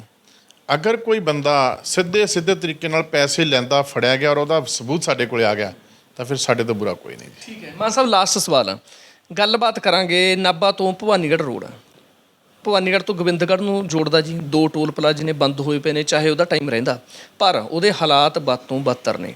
3 MLA ਆਉਂਦੇ ਨੇ ਹਲਕਾ ਨਾਭਾ ਤੋਂ, ਤੁਸੀਂ ਹਲਕਾ ਸੰਗਰੂਰ ਤੋਂ ਨਰਿੰਦਰ ਕੌਰ ਭਰਾਜ, ਅਤੇ ਹਲਕਾ ਅਮਲੋਹ ਤੋਂ MLA, ਉਹ ਵੀ ਆਮ ਆਦਮੀ ਪਾਰਟੀ ਦੇ ਨੇ। ਵੀ ਤਿੰਨੋਂ MLA, ਪਰ ਪਿਛਲੇ 7 ਮਹੀਨਿਆਂ ਤੋਂ ਬੁਰੇ ਹਾਲਾਤ ਨੇ ਜੀ, ਮਾੜੇ ਹਾਲਾਤ ਨੇ। ਇੰਨੇ ਹਾਲਾਤ ਕਦੋਂ ਸੁਧਰਨਗੇ ਇਹ ਰੋਡ ਦੇ? ਇਹਦਾ ਨਾ ਟਰੈਪ ਰਿਕਾਰਡ ਚੈੱਕ ਕੀਤਾ ਮੈਂ, ਸਾਡੇ ਐਕਸ਼ਨ ਸਾਹਿਬ ਨਾਲ ਬੈਠੇ, ਟਰੈਪ ਰਿਕਾਰਡ ਚੈੱਕ ਕੀਤਾ। ਪਿਛਲੇ 7 ਸਾਲਾਂ 'ਚ ਇਹ ਸੜਕ ਸਿਰਫ 1 ਵਾਰ ਬਣੀ ਹੈ ਜੀ। ਵੈਸੇ 5 ਸਾਲ ਹੁੰਦਾ ਜੀ, ਪਰ 5 ਸਾਲ ਤੋਂ ਪਹਿਲਾਂ ਵੀ ਜਿਹੜੀਆਂ ਮੇਨ ਰੋਡਾਂ ਨੇ ਉਹਦੀ ਪ੍ਰੋਵੀਜ਼ਨ ਹੁੰਦੀ ਹੈ ਕਿ ਜੇ ਉਹਦੀ ਹਾਲਤ ਐਸੀ ਆ, ਲੋਡ ਵੱਧਦਾ, ਤਾਂ ਉਹਨੂੰ ਦੁਬਾਰਾ ਵੀ ਉਹਨੂੰ ਪੈਚ ਵਰਕ ਜਾਂ ਉਹਨੂੰ ਦੁਬਾਰਾ ਉਹਨੂੰ ਨਵੇਂ ਸਿਰੋਂ ਉਹਦੇ ਉੱਪਰ ਪਾਲੇ ਪਾ ਸਕਦੇ ਹੁੰਦਾ। ਅਤੇ ਅਸੀਂ ਜਦੋਂ ਪਤਾ ਕੀਤਾ ਤਾਂ ਪਤਾ ਲੱਗਿਆ ਕਿ 1 ਕਰੋੜ 63 ਲੱਖ ਰੁਪਏ ਦਾ ਜਿਹੜਾ ਜੀ ਪੈਸਾ ਜਿਹੜਾ ਉਹ ਮਿਸਮੈਨੇਜ ਹੋ ਕੇ ਕਿਸੇ ਹੋਰ ਡਿਪਾਰਟਮੈਂਟ ਚਲੇ ਗਿਆ। ਗੈਰੀ ਬਡਿੰਗ ਜੀ ਨੇ, ਮੈਂ ਅਤੇ ਅਸੀਂ ਦੋਨਾਂ ਭਰਾਵਾਂ ਨੇ ਅਸੀਂ ਰਲ ਕੇ ਅਸੀਂ ਕੋਸ਼ਿਸ਼ ਕੀਤੀ, ਮੀਟਿੰਗਾਂ ਕੀਤੀਆਂ ਅਫਸਰਾਂ ਨਾਲ, ਅਤੇ ਹੁਣ ਮੰਡੀ ਗੋਬਿੰਦਗੜ੍ਹ ਤੋਂ ਅਮਲੋਹ ਤੋਂ ਭਾਸੋਂ ਤੱਕ ਤਾਂ ਓਕੇ ਹੋ ਗਿਆ ਜੀ। ਮਤਲਬ ਨਾਭਾ ਵਿਧਾਨ ਸਭਾ ਵੀ ਕੈਦੂਪੁਰ ਤੱਕ ਹੋ ਗਿਆ ਜੀ। ਔਰ ਬੇਸ਼ੱਕ ਭਾਸੋਂ ਤੋਂ ਸਹੌਲੀ ਤੱਕ ਵਿਧਾਨ ਸਭਾ ਨਾਭਾ, ਪਰ ਬਾਕੀ ਜਿਹੜਾ ਏਰੀਆ ਉਹ ਪਟਿਆਲਾ ਦਿਹਾਤੀ ਹੈ ਜੀ, ਰੋਟੀ ਦੇ ਪੁਲਾਂ ਤੱਕ ਪਟਿਆਲਾ ਦਿਹਾਤੀ 'ਚ ਆਉਂਦਾ, ਪਰ ਹੈ ਸੜਕ ਨਾਭੇ ਨੂੰ ਆਉਂਦੀ ਹੈ। ਉਹ ਸੜਕ ਜਿਹੜੀ ਹੈ ਹੁਣ ਉਹ ਸਾਰਾ ਕੁਛ ਉੱਪਰੋਂ ਅਕਾਊਂਟ ਠੀਕ ਕਰਾ ਕੇ ਦੁਬਾਰਾ ਪੈਸੇ ਜਿਹੜੇ ਆ ਉਹ ਅਕਾਊਂਟ 'ਚ ਆਏ ਨੇ ਠੇਕੇਦਾਰ ਦੇ। ਹੁਣ ਉਹ ਕੰਮ ਜਿਹੜਾ ਜਿਵੇਂ ਪੁਲਾਂ ਦਾ ਉੱਪਰ ਜਿਹੜਾ ਭਵਾਨੀਗੜ੍ਹ ਨੂੰ ਜਾਂਦੀ ਰੋਡ ਆ, ਜਿਹੜਾ ਨਾਭੇ ਤੋਂ ਪੁਲ ਹੈ ਜੀ, ਉਹਦੀ ਰਿਪੇਅਰ ਹੋ ਚੁੱਕੀ ਹੈ। ਤੁਸੀਂ ਹੁਣ ਕ੍ਰਾਸ ਕਰੋਗੇ ਤੁਹਾਨੂੰ ਪਤਾ ਲੱਗ ਜਾਣਾ, ਕੰਮ ਚੱਲ ਰਿਹਾ। 5-4 ਦਿਨਾਂ ਦੇ ਵਿੱਚ ਜਿੰਨਾ ਇਹ ਪੈਚ ਵਰਕ ਸੀਗਾ, ਰਿਪੇਅਰ ਦਾ ਕੰਮ ਸੀਗਾ, ਸਾਰਾ ਇਹ ਕੰਪਲੀਟ ਹੋ ਜਾਣਾ। ਪਰ ਮੈਂ ਐਕਸ਼ਨ ਸਾਹਿਬ ਨੂੰ ਅੱਜ ਹੀ ਸਵੇਰੇ ਕਿਹਾ ਜੀ ਕਿ ਇਹਦੀ ਅਗਲੀ ਪ੍ਰੋਵੀਜ਼ਨ ਹੁਣੇ ਤੋਂ ਹੀ ਪਾ ਦਿਓ, ਤਾਂ ਕਿ 2-4 ਮਹੀਨਿਆਂ ਬਾਅਦ ਜਿਵੇਂ ਹੀ ਸਰਦੀ ਤੋਂ ਬਾਅਦ ਦਿਨ ਖੁੱਲ੍ਹਦੇ ਆ ਤਾਂ ਇਹਨੂੰ ਨਵੇਂ ਸਿਰਿਓਂ ਦੁਬਾਰਾ ਫਿਰ ਬਣਾਇਆ ਜਾਵੇ ਟੌਪ ਕਲਾਸ ਮਟੀਰੀਅਲ ਦੇ ਨਾਲ। ਅੱਗੇ ਸਾਧੂ ਧਰਮਸੋਤ 10 ਸਾਲ MLA ਰਿਹਾ, ਇੱਥੋਂ 4.5 ਸਾਲ ਮਿਨਿਸਟਰ ਰਿਹਾ ਜੀ, ਉਹਨੇ ਕੋਈ ਸੜਕ ਹੀ ਨਹੀਂ ਬਣਾਈ ਜੀ, ਕੁਛ ਕੰਮ ਹੀ ਨਹੀਂ ਕੀਤਾ ਜੀ। ਪਿੰਡਾਂ ਦੇ ਵਿੱਚ ਵੀ ਸੜਕਾਂ ਦੀ ਹਾਲਤ ਇੰਨੀ ਮਾੜੀ ਹੈ। ਹੁਣ ਅਸੀਂ ਜਿੰਨਾ ਸਾਡੀਆਂ ਸੜਕਾਂ ਨੇ ਲਿੰਕ ਰੋਡਾਂ ਉਹ ਸਾਰੀਆਂ ਅਸੀਂ ਪ੍ਰੋਵੀਜ਼ਨ ਕੀਤੀ ਹੈ ਕਿ ਉਹ 18 ਫੁੱਟੀਆਂ ਬਣਾਈਆਂ ਜਾਣ। ਸ਼ੁਰੂਆਤ ਮੈਨੂੰ ਲੱਗਦਾ ਕਰਤੀ ਤੁਸੀਂ ਕਈ ਸ਼ੁਰੂਆਤ ਕਰ ਰਹੇ ਹਾਂ, ਬਿਲਕੁਲ ਸ਼ੁਰੂਆਤ ਕਰਤੀ। ਇੱਕ ਮਾਨ ਸਾਹਿਬ ਵੱਡਾ ਸਵਾਲ ਹੈ, ਜਦੋਂ ਸੜਕਾਂ ਬਣਦੀਆਂ ਨੇ ਇੱਕ ਬਹੁਤ ਸਿਸਟਮ ਸਾਹਮਣੇ ਆਉਂਦਾ ਕਿ ਠੇਕੇਦਾਰ ਨੇ ਪਾਉਣੀ ਹੁੰਦੀ ਹੈ 3 ਇੰਚ ਬਜਰੀ ਜਾਂ 4 ਇੰਚ ਜੀ, ਪਾਉਂਦਾ 2 ਇੰਚ। ਉਹ 'ਤੇ ਧਿਆਨ ਦਿੱਤਾ ਜਾਊ ਇਸ ਵਾਰ ਪੂਰਾ?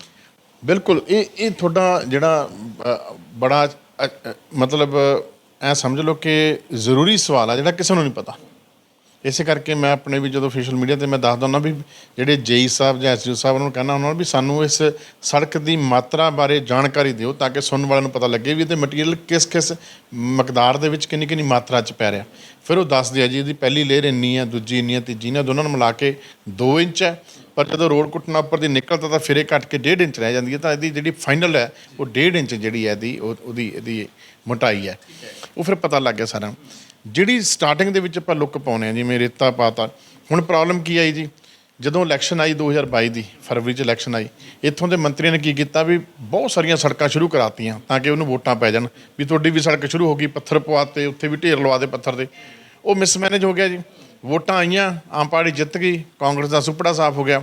ਤਾਂ ਉਹ ਜਿਹੜਾ ਪੱਥਰ ਪਿਆ ਸੀ ਸੜਕਾਂ 'ਤੇ ਜਾਂ ਮਿੱਟੀ ਪਾ ਕੇ ਉਹਨੂੰ ਵਿੱਚ ਦੱਬਿਆ ਹੋਇਆ ਸੀ ਰੋਡ ਕੁੱਟਣਾ, ਉਹ ਹੌਲੀ ਹੌਲੀ ਉਖੜਨਾ ਸ਼ੁਰੂ ਹੋ ਗਿਆ। ਔਰ ਜਦੋਂ ਨਵੀਂ ਸਰਕਾਰ ਆਉਂਦੀ ਆ ਤਾਂ ਇੱਕ ਫਾਈਨੈਂਸ਼ੀਅਲੀ ਕ੍ਰਾਈਸਿਸ ਤਾਂ ਆਉਂਦਾ ਹੀ ਆ। ਜਿਹੜੀ ਇਹਦੀ ਪਾਲਿਸੀ ਆ ਮਾਈਨਿੰਗ ਦੀ, ਉਹਨੂੰ ਟਾਈਮ ਲੱਗਦਾ ਬਣਨ ਨੂੰ, ਔਰ ਬਜਟ ਤਿਆਰ ਕਰਨ ਨੂੰ ਟਾਈਮ ਲੱਗਦਾ। ਉਹਦੇ ਵਿੱਚ ਫਿਰ ਉਹ ਚੀਜ਼ਾਂ ਥੋੜ੍ਹੀਆਂ ਜਿਹੀਆਂ ਹੋਈਆਂ। ਪਰ ਅਗਲੇ ਸਾਲ ਅਸੀਂ ਹੁਣੇ ਤੋਂ ਹੀ ਪ੍ਰਪੋਜ਼ਲਾਂ ਬਣਾ ਕੇ ਸਾਰੀਆਂ, ਚਾਹੇ ਉਹ ਡਰੇਨ ਡਿਪਾਰਟਮੈਂਟ ਆ, ਚਾਹੇ ਉਹ ਨਹਿਰੀ ਵਿਭਾਗ ਹੈ, ਚਾਹੇ ਉਹ PWD ਹੈ, ਚਾਹੇ ਮੰਡੀ ਬੋਰਡ ਹੈ, ਜਿੰਨੇ ਵੀ ਕੰਮ ਨੇ ਸਾਰੇ ਉਹ ਅਸੀਂ ਪਹਿਲਾਂ ਹੀ ਸਾਰੇ ਲਾਈਨਅਪ ਕਰ ਰਹੇ ਹਾਂ। ਅਤੇ ਅਸੀਂ ਨਵੇਂ ਮੁਹੱਲਾ ਕਲੀਨਿਕ ਦੀ ਜਗ੍ਹਾ ਲੱਭ ਰਹੇ ਹਾਂ। ਨਾਭਾ ਸ਼ਹਿਰ ਦੇ ਵਿੱਚ ਤੁਸੀਂ ਦੇਖੋਗੇ ਦਲੱਦੀ ਗੇਟ ਇੱਕੋ ਇੱਕ ਗੇਟ ਬਚਿਆ ਜੀ। 5 ਗੇਟ ਹੁੰਦੇ ਸੀ ਨਾਭਾ ਅਤੇ ਰਿਆਸੀ ਸ਼ਹਿਰ ਦੇ। ਉਹ ਗੇਟ ਦੀ ਦਿੱਖ ਅਸੀਂ ਚੇਂਜ ਕਰਤੀ ਹੈ। ਉੱਥੇ ਗੁਰਬਾਣੀ, ਸ਼ਬਦ, ਭਜਨ ਚੱਲ ਰਹੇ ਆ ਔਰ ਉੱਥੇ ਲੋਕ ਕਹਿੰਦੇ ਵੀ ਇਹ ਤਾਂ ਜੰਨਤ ਹੀ ਬਣ ਗਈ ਹੈ। ਔਰ ਇਸੇ ਤਰੀਕੇ ਨਾਲ ਪੁਰਾਣਾ ਕਿਲ੍ਹਾ, ਉਹਦੀ ਅਸੀਂ ਜਿਹੜੀ ਆ ਪੇਂਟ ਦਾ ਕੰਮ ਸ਼ੁਰੂ ਕਰਤਾ। ਅਤੇ ਉਹ ਅਸੀਂ, ਸਾਡੀ ਭਾਵਨਾ 18 ਦਸੰਬਰ ਨੂੰ ਮਹਾਰਾਜਾ ਹੀਰਾ ਸਿੰਘ ਦਾ ਜਨਮ ਦਿਨ ਹੁੰਦਾ ਜੀ। ਸਾਡਾ ਇਹ ਮਨ ਦਾ ਭਾਵ ਹੈ ਕਿ ਅਸੀਂ 18 ਦਸੰਬਰ ਨੂੰ ਇੱਥੇ ਮਹਾਰਾਜ ਜੀ ਦਾ ਅਖੰਡ ਪਾਠ ਸਾਹਿਬ ਕਰਾਈਏ ਅਤੇ ਜਨਮ ਕਿਲੇ ਦੀ ਨਵੀਂ ਦਿੱਖ ਕਰਵਾ ਦਈਏ ਵੀ ਪੂਰੀ ਦੀ ਪੂਰੀ ਸਾਰੀ। ਹਾਂਜੀ। ਇਹਦੇ ਵਿੱਚ ਇੰਟਰਸਟਿੰਗ ਗੱਲ ਇਹ ਹੈ ਮਾਝਾ ਸਾਹਿਬ ਕਿ ਜਿੰਨਾ ਪੈਸਾ ਹੁਣ ਤੱਕ ਲੱਗਿਆ ਕਿ ਜਿਹੜਾ ਅਸੀਂ ਮਤਲਬ 50 ਲੱਖ 'ਚ ਕੰਮ ਕੀਤਾ, ਇਹ ਕਾਗਜ਼ਾਂ ਦੇ ਵਿੱਚ ਜੇ ਕਾਂਗਰਸ ਅਕਾਲੀ ਹੁੰਦੇ 10 ਲੱਖ ਪਾਣੀ 'ਚ ਇਹਨਾਂ ਨੇ। ਨਗਰ ਕੌਂਸਲ ਨਾਭਾ ਦਾ 1 ਪੈਸਾ ਨਹੀਂ ਲਿਆ ਸੀ। ਉਹ ਅਸੀਂ ਸਮਾਜ ਸੇਵੀ, ਮੈਂ ਵੀ ਰਿਕੁਐਸਟ ਕਰ ਰਿਹਾ, ਕੋਈ ਉਹਦੇ ਪੇਂਟ ਦੇ ਪੈਸੇ ਦੇ ਰਿਹਾ, ਕੋਈ ਲੇਬਰ ਦੇ ਪੈਸੇ ਦੇ ਰਿਹਾ, ਕੋਈ ਲਾਈਟਾਂ ਦੇ ਪੈਸੇ, ਐਂ ਕਰਕੇ ਕੰਮ ਚੱਲ ਰਿਹਾ। ਲੋਕ ਕਹਿੰਦੇ ਐਡੇ ਖੁਸ਼ ਨੇ ਲੋਕ। ਮੇਰੇ ਕੋਲ ਇੱਕ ਖੇਮਟਾ ਫੈਮਿਲੀ ਹੈ ਜੀ, ਜਿਹੜੀ ਕਿ ਨਾਭਾ ਫਾਊਂਡੇਸ਼ਨ ਉਹਨਾਂ ਨੇ ਬਣਾਈ ਸੀ ਜਦੋਂ ਮਹਾਰਾਜਾ ਹੀਰਾ ਸਿੰਘ ਤੋਂ ਬਾਅਦ ਮਹਾਰਾਜਾ ਦਮਨ ਸਿੰਘ, ਮਹਾਰਾਜਾ ਪ੍ਰਤਾਪ ਸਿੰਘ, ਉਸ ਤੋਂ ਬਾਅਦ ਉਹਨਾਂ ਨੂੰ ਦੇ ਦਿੱਤੀ ਸੀ ਟੇਕਰ ਵੀ ਤੁਸੀਂ ਸੰਭਾਲੋ ਇਹਨੂੰ। ਅਤੇ ਉਹ ਮੇਰੇ ਕੋਲ ਖੁਦ ਇਸੇ ਦਫ਼ਤਰ ਦੇ ਵਿੱਚ ਚੱਲ ਕੇ ਆਏ ਅਤੇ ਆ ਕੇ ਜੈ ਸਿੰਘ ਜੀ ਨੇ ਉਹਨਾਂ ਦੇ ਨਾਲ ਹੋਰ ਸੀਗੇ, ਉਹ ਆਏ ਚੱਲ ਕੇ। ਉਹ ਕਹਿੰਦੇ ਜੀ ਸਾਡੇ ਕੋਲ 9 ਕਰੋੜ ਰੁਪਇਆ ਪਿਆ ਜੀ। ਮੈਂ ਕਿਹਾ ਜੀ ਤੁਸੀਂ ਹੁਣ ਤੱਕ ਲਾਇਆ ਕਿਉਂ ਨਹੀਂ? ਤੁਸੀਂ ਤਾਂ ਕਿਲ੍ਹੇ ਦੀ ਸੰਭਾਲ ਕਰਨੀ ਸੀ, ਬਹੁਤ ਨੁਕਸਾਨ ਹੋ ਰਿਹਾ।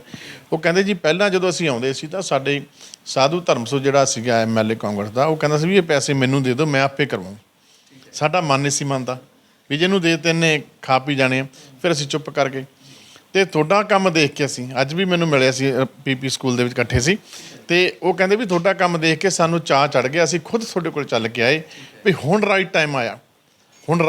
ਕਹਿੰਦੇ ਸਾਡੇ ਕੋਲ ਪੈਸੇ ਪਏ ਨੇ, ਅਸੀਂ ਅੱਗੇ ਵੀ ਫਾਈਲ ਤੋੜਤੀ ਹੈ ਸੈਂਟਰ ਵਾਲੇ ਪਾਸੇ ਨੂੰ ਵੀ ਸਾਨੂੰ ਉੱਥੋਂ ਵੀ ਆਵੇ, ਅਤੇ ਤੁਸੀਂ ਸਾਡੇ ਨਾਲ ਹੋ, ਮੌਕੇ ਦਾ MLA ਨਾਲ, ਸਰਕਾਰ ਸਾਡੇ ਨਾਲ, ਆਪਾਂ ਮਿਲ ਕੇ ਕਿਲ੍ਹੇ ਦੀ ਸਾਂਭ ਸੰਭਾਲ ਕਰਾਂਗੇ। ਸੋ ਨਾਭੇ ਦੇ ਵਿੱਚ ਕਿਲ੍ਹੇ ਦੀ ਸਾਂਭ ਸੰਭਾਲ, ਨਾਭੇ ਦੇ ਵਿੱਚ ਡੰਪ ਮੁਕਤ ਨਾਭਾ ਹੋ ਗਿਆ ਕਾਫੀ ਹੱਦ ਤੱਕ, 70-80% ਹੋ ਗਿਆ। ਨਾਭੇ ਦੇ ਵਿੱਚ ਨਵਾਂ ਬੱਸ ਸਟੈਂਡ ਹੋਰ ਵੀ ਬਣਾ ਰਹੇ ਹਾਂ। ਔਰ ਪਾਰਵਤੀ ਖੋਖਾ ਜਿੱਥੇ ਉੱਥੇ ਭਗਤ ਸਿੰਘ ਜੀ ਦਾ ਵੱਡਾ ਬੁੱਤ ਲੱਗ ਰਿਹਾ ਜੀ, ਉੱਥੇ ਅਸੀਂ ਚੌਂਕ ਬਣਾ ਕੇ ਉੱਥੇ ਸਾਹਮਣੇ ਬੱਸ ਸਟੈਂਡ ਬਣਾਵਾਂਗੇ ਉੱਥੇ। ਔਰ ਇਸ ਤੋਂ ਇਲਾਵਾ ਜਿੰਨੀ ਸਰਕੂਲਰ ਰੋਡ ਹੈ ਉਹਦੀ ਸਫਾਈ ਕਰਕੇ ਲੋਕ ਟਾਇਲ ਲਾਵਾਂਗੇ, ਉੱਥੇ ਫੁੱਲ ਬੂਟੇ ਲਾਵਾਂਗੇ, ਇਲੈਕਟ੍ਰੋਨਿਕ ਸਕਰੀਨਾਂ ਲਾਵਾਂਗੇ। ਜਿਹੜੀਆਂ ਹੁਣ ਬੈਨਰ ਸਿਸਟਮ ਹੈ ਜੀ ਉਹ ਪੁਰਾਣਾ ਹੋ ਗਿਆ, ਮਹੀਨਾ ਇੱਕ ਦੀ ਐਡ ਲੱਗੀ ਰਹਿੰਦੀ ਹੈ। ਅਸੀਂ ਇਲੈਕਟ੍ਰੋਨਿਕ ਸਿਸਟਮ ਹੋਏਗਾ, ਹਰ 5 ਮਿੰਟ ਬਾਅਦ ਐਡ, 2 ਮਿੰਟ ਬਾਅਦ ਐਡ ਚੇਂਜ ਹੋਏਗੀ। ਅਰਨਿੰਗ ਵੀ ਵਧੇਗੀ, ਪ੍ਰਚਾਰ ਵੀ ਵੱਧ ਹੋਏਗਾ, ਸਭ ਨੂੰ ਮੌਕਾ ਵੀ ਮਿਲੇਗਾ ਆਪਣਾ ਬਿਜ਼ਨਸ ਜਿਹੜਾ ਪ੍ਰਮੋਟ ਕਰਨ ਦਾ। ਜਿਹੜਾ ਪਾਰਕਿੰਗ ਦਾ ਸਿਸਟਮ ਹੈ ਉਹ ਅਸੀਂ ਪੂਰੇ ਤਰੀਕੇ ਨਾਲ ਪਲਾਨ ਕਰ ਰਹੇ ਹਾਂ। ਜਿਹੜਾ ਟ੍ਰੈਫਿਕ ਦਾ ਸਿਸਟਮ ਆ, ਅਸੀਂ ਪੂਰੇ ਨਾਭਾ ਦੇ ਵਿੱਚ, ਬਾਬਾ ਕਿਰਪਾ ਰੱਖੇ, ਪੂਰੇ ਨਾਭਾ ਦੇ ਵਿੱਚ 1 ਵੇ ਸਿਸਟਮ ਕਰ ਰਹੇ ਹਾਂ ਅਸੀਂ। ਤੁਹਾਨੂੰ ਕਿਤੇ ਨਹੀਂ ਰੁਕਣਾ ਪਊਗਾ, ਤੁਹਾਡੇ ਸਾਹਮਣੇ ਕੋਈ ਨਹੀਂ ਆਊਗਾ। ਫਿਰ ਤੁਸੀਂ ਜਿੱਧਰ ਨੂੰ ਐਂ ਜਾ ਰਹੇ ਹੋ ਗਲਾਈ ਐਂ ਘੁੰਮਦੇ ਘੁੰਮਦੇ ਘੁੰਮਦੇ ਘੁੰਮਦੇ ਤੁਸੀਂ ਨਾਭੇ 'ਚੋਂ ਬਾਹਰ ਨਿਕਲ ਜਾਣਾ, ਐਂ ਹੀ ਤੁਸੀਂ ਐਂਟਰ ਕਰਨਾ ਜੀ। ਇਹ ਪੂਰੀ ਇਹਦੀ ਪਾਲਿਸੀ ਬਣ ਰਹੀ ਹੈ। ਔਰ ਅਸੀਂ ਪੂਰਾ ਮੋਨੀਟਰਿੰਗ ਇੱਕ ਵੱਡਾ ਹਾਲ ਬਣਾਵਾਂਗੇ ਜਿਹਦੇ ਵਿੱਚ 23 ਵਾਰਡ ਦੀ 23 ਸਕਰੀਨਾਂ ਦੇ ਉੱਪਰ 23 ਵਾਰਡਾਂ ਦਾ ਕਿਹੜੇ ਵਾਰਡ ਦੇ ਵਿੱਚ ਕਿੰਨੇ ਵਜੇ ਆਟੋ ਨੇ ਜਾਣਾ, ਉੱਤੇ GRP ਸਿਸਟਮ ਲੱਗਿਆ, ਵਾਕੀ ਟਾਕੀ ਸਿਸਟਮ ਹੈ, ਉਹ ਅਸੀਂ ਪੂਰਾ ਪਲਾਨ ਕਰ ਲਿਆ ਸਾਰਾ। ਔਰ ਕਿੰਨੇ ਵਜੇ ਜਿਹੜਾ ਸਫਾਈ ਸੈਨਿਕ ਚੱਲਿਆ, ਪਹਿਲਾਂ ਸਫਾਈ ਕਰਮਚਾਰੀ ਕਹਿੰਦੇ ਸੀ ਨਾ, ਅਸੀਂ ਨਾਂ ਚੇਂਜ ਕਰਤਾ ਸੀ, ਸਫਾਈ ਸੈਨਿਕ ਰੱਖਦਾ। ਸਫਾਈ ਸੈਨਿਕ ਜਿਹੜਾ ਕਿੰਨੇ ਵਜੇ ਚੱਲਿਆ ਔਰ ਕਿੰਨੇ ਦੇਰ ਦੇ ਵਿੱਚ ਉਹਨੇ ਉਹ ਪੂਰਾ ਕਰਨਾ, ਉਹ ਕੰਪਿਊਟਰ 'ਤੇ ਪੂਰਾ ਉੱਥੇ ਮੋਨੀਟਰਿੰਗ ਹੋਊਗੀ ਉਹਦੀ, ਅਤੇ ਕਿਤੇ ਬਹਾਨੇਬਾਜ਼ੀ ਨਹੀਂ ਚੱਲੂਗੀ, ਕਿੱਥੇ ਗੱਡੀ ਚੱਲ ਰਹੀ ਹੈ।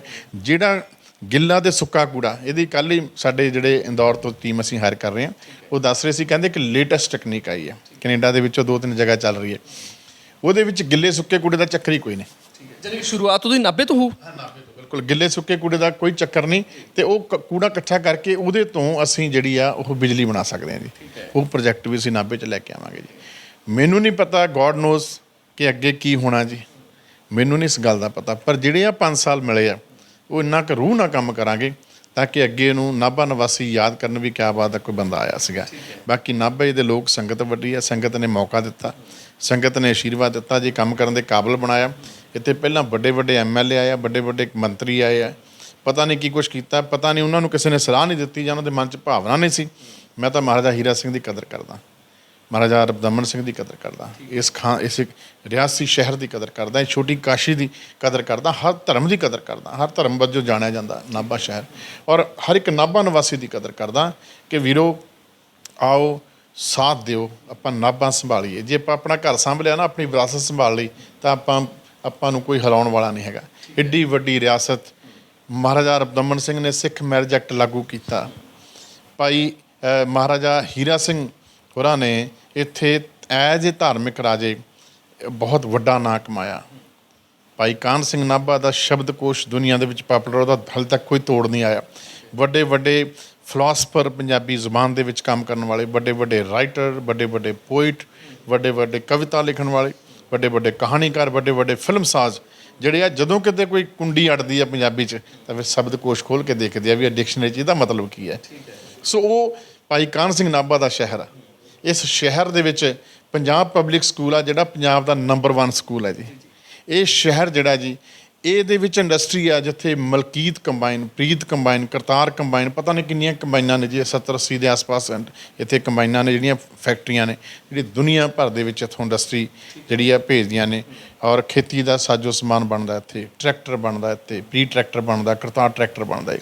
ਔਰ ਇੱਥੇ ਫਰਨੀਚਰ ਜਿਹੜਾ, ਮੈਂ ਦੱਸਣਾ ਚਾਹੁੰਦਾ ਸੁਣਨ ਵਾਲਿਆਂ ਨੂੰ ਕਿ ਨਾਭੇ ਦਾ ਬਣਿਆ ਫਰਨੀਚਰ ਪੰਜਾਬ ਦੇ ਵਿੱਚ ਕੀ ਬੰਬੇ ਦੇ ਵਿੱਚ ਆ। ਪਿੱਛੇ ਜੇ ਸੁਨੀਲ ਸ਼ੈਟੀ ਆਇਆ ਸੀ, ਸਪੈਸ਼ਲ ਸੁਨੀਲ ਸ਼ੈਟੀ ਆ ਕੇ ਫਰਨੀਚਰ ਦੇਖ ਕੇ ਗਿਆ ਵਿਨੋਦ ਫਰਨੀਚਰ ਤੋਂ, ਕਿ ਜੀ ਤੁਹਾਡਾ ਫਰਨੀਚਰ ਬਹੁਤ ਕਮਾਲ ਦਾ। ਖਰੀਦਿਆ ਵੀ ਕਿ ਨਹੀਂ? ਨਹੀਂ, ਉਹਨਾਂ ਨੂੰ ਪਸੰਦ ਆਇਆ ਜੀ, ਪਸੰਦ ਆਇਆ, ਇਸੇ ਲਈ ਆਏ ਸੀਗੇ।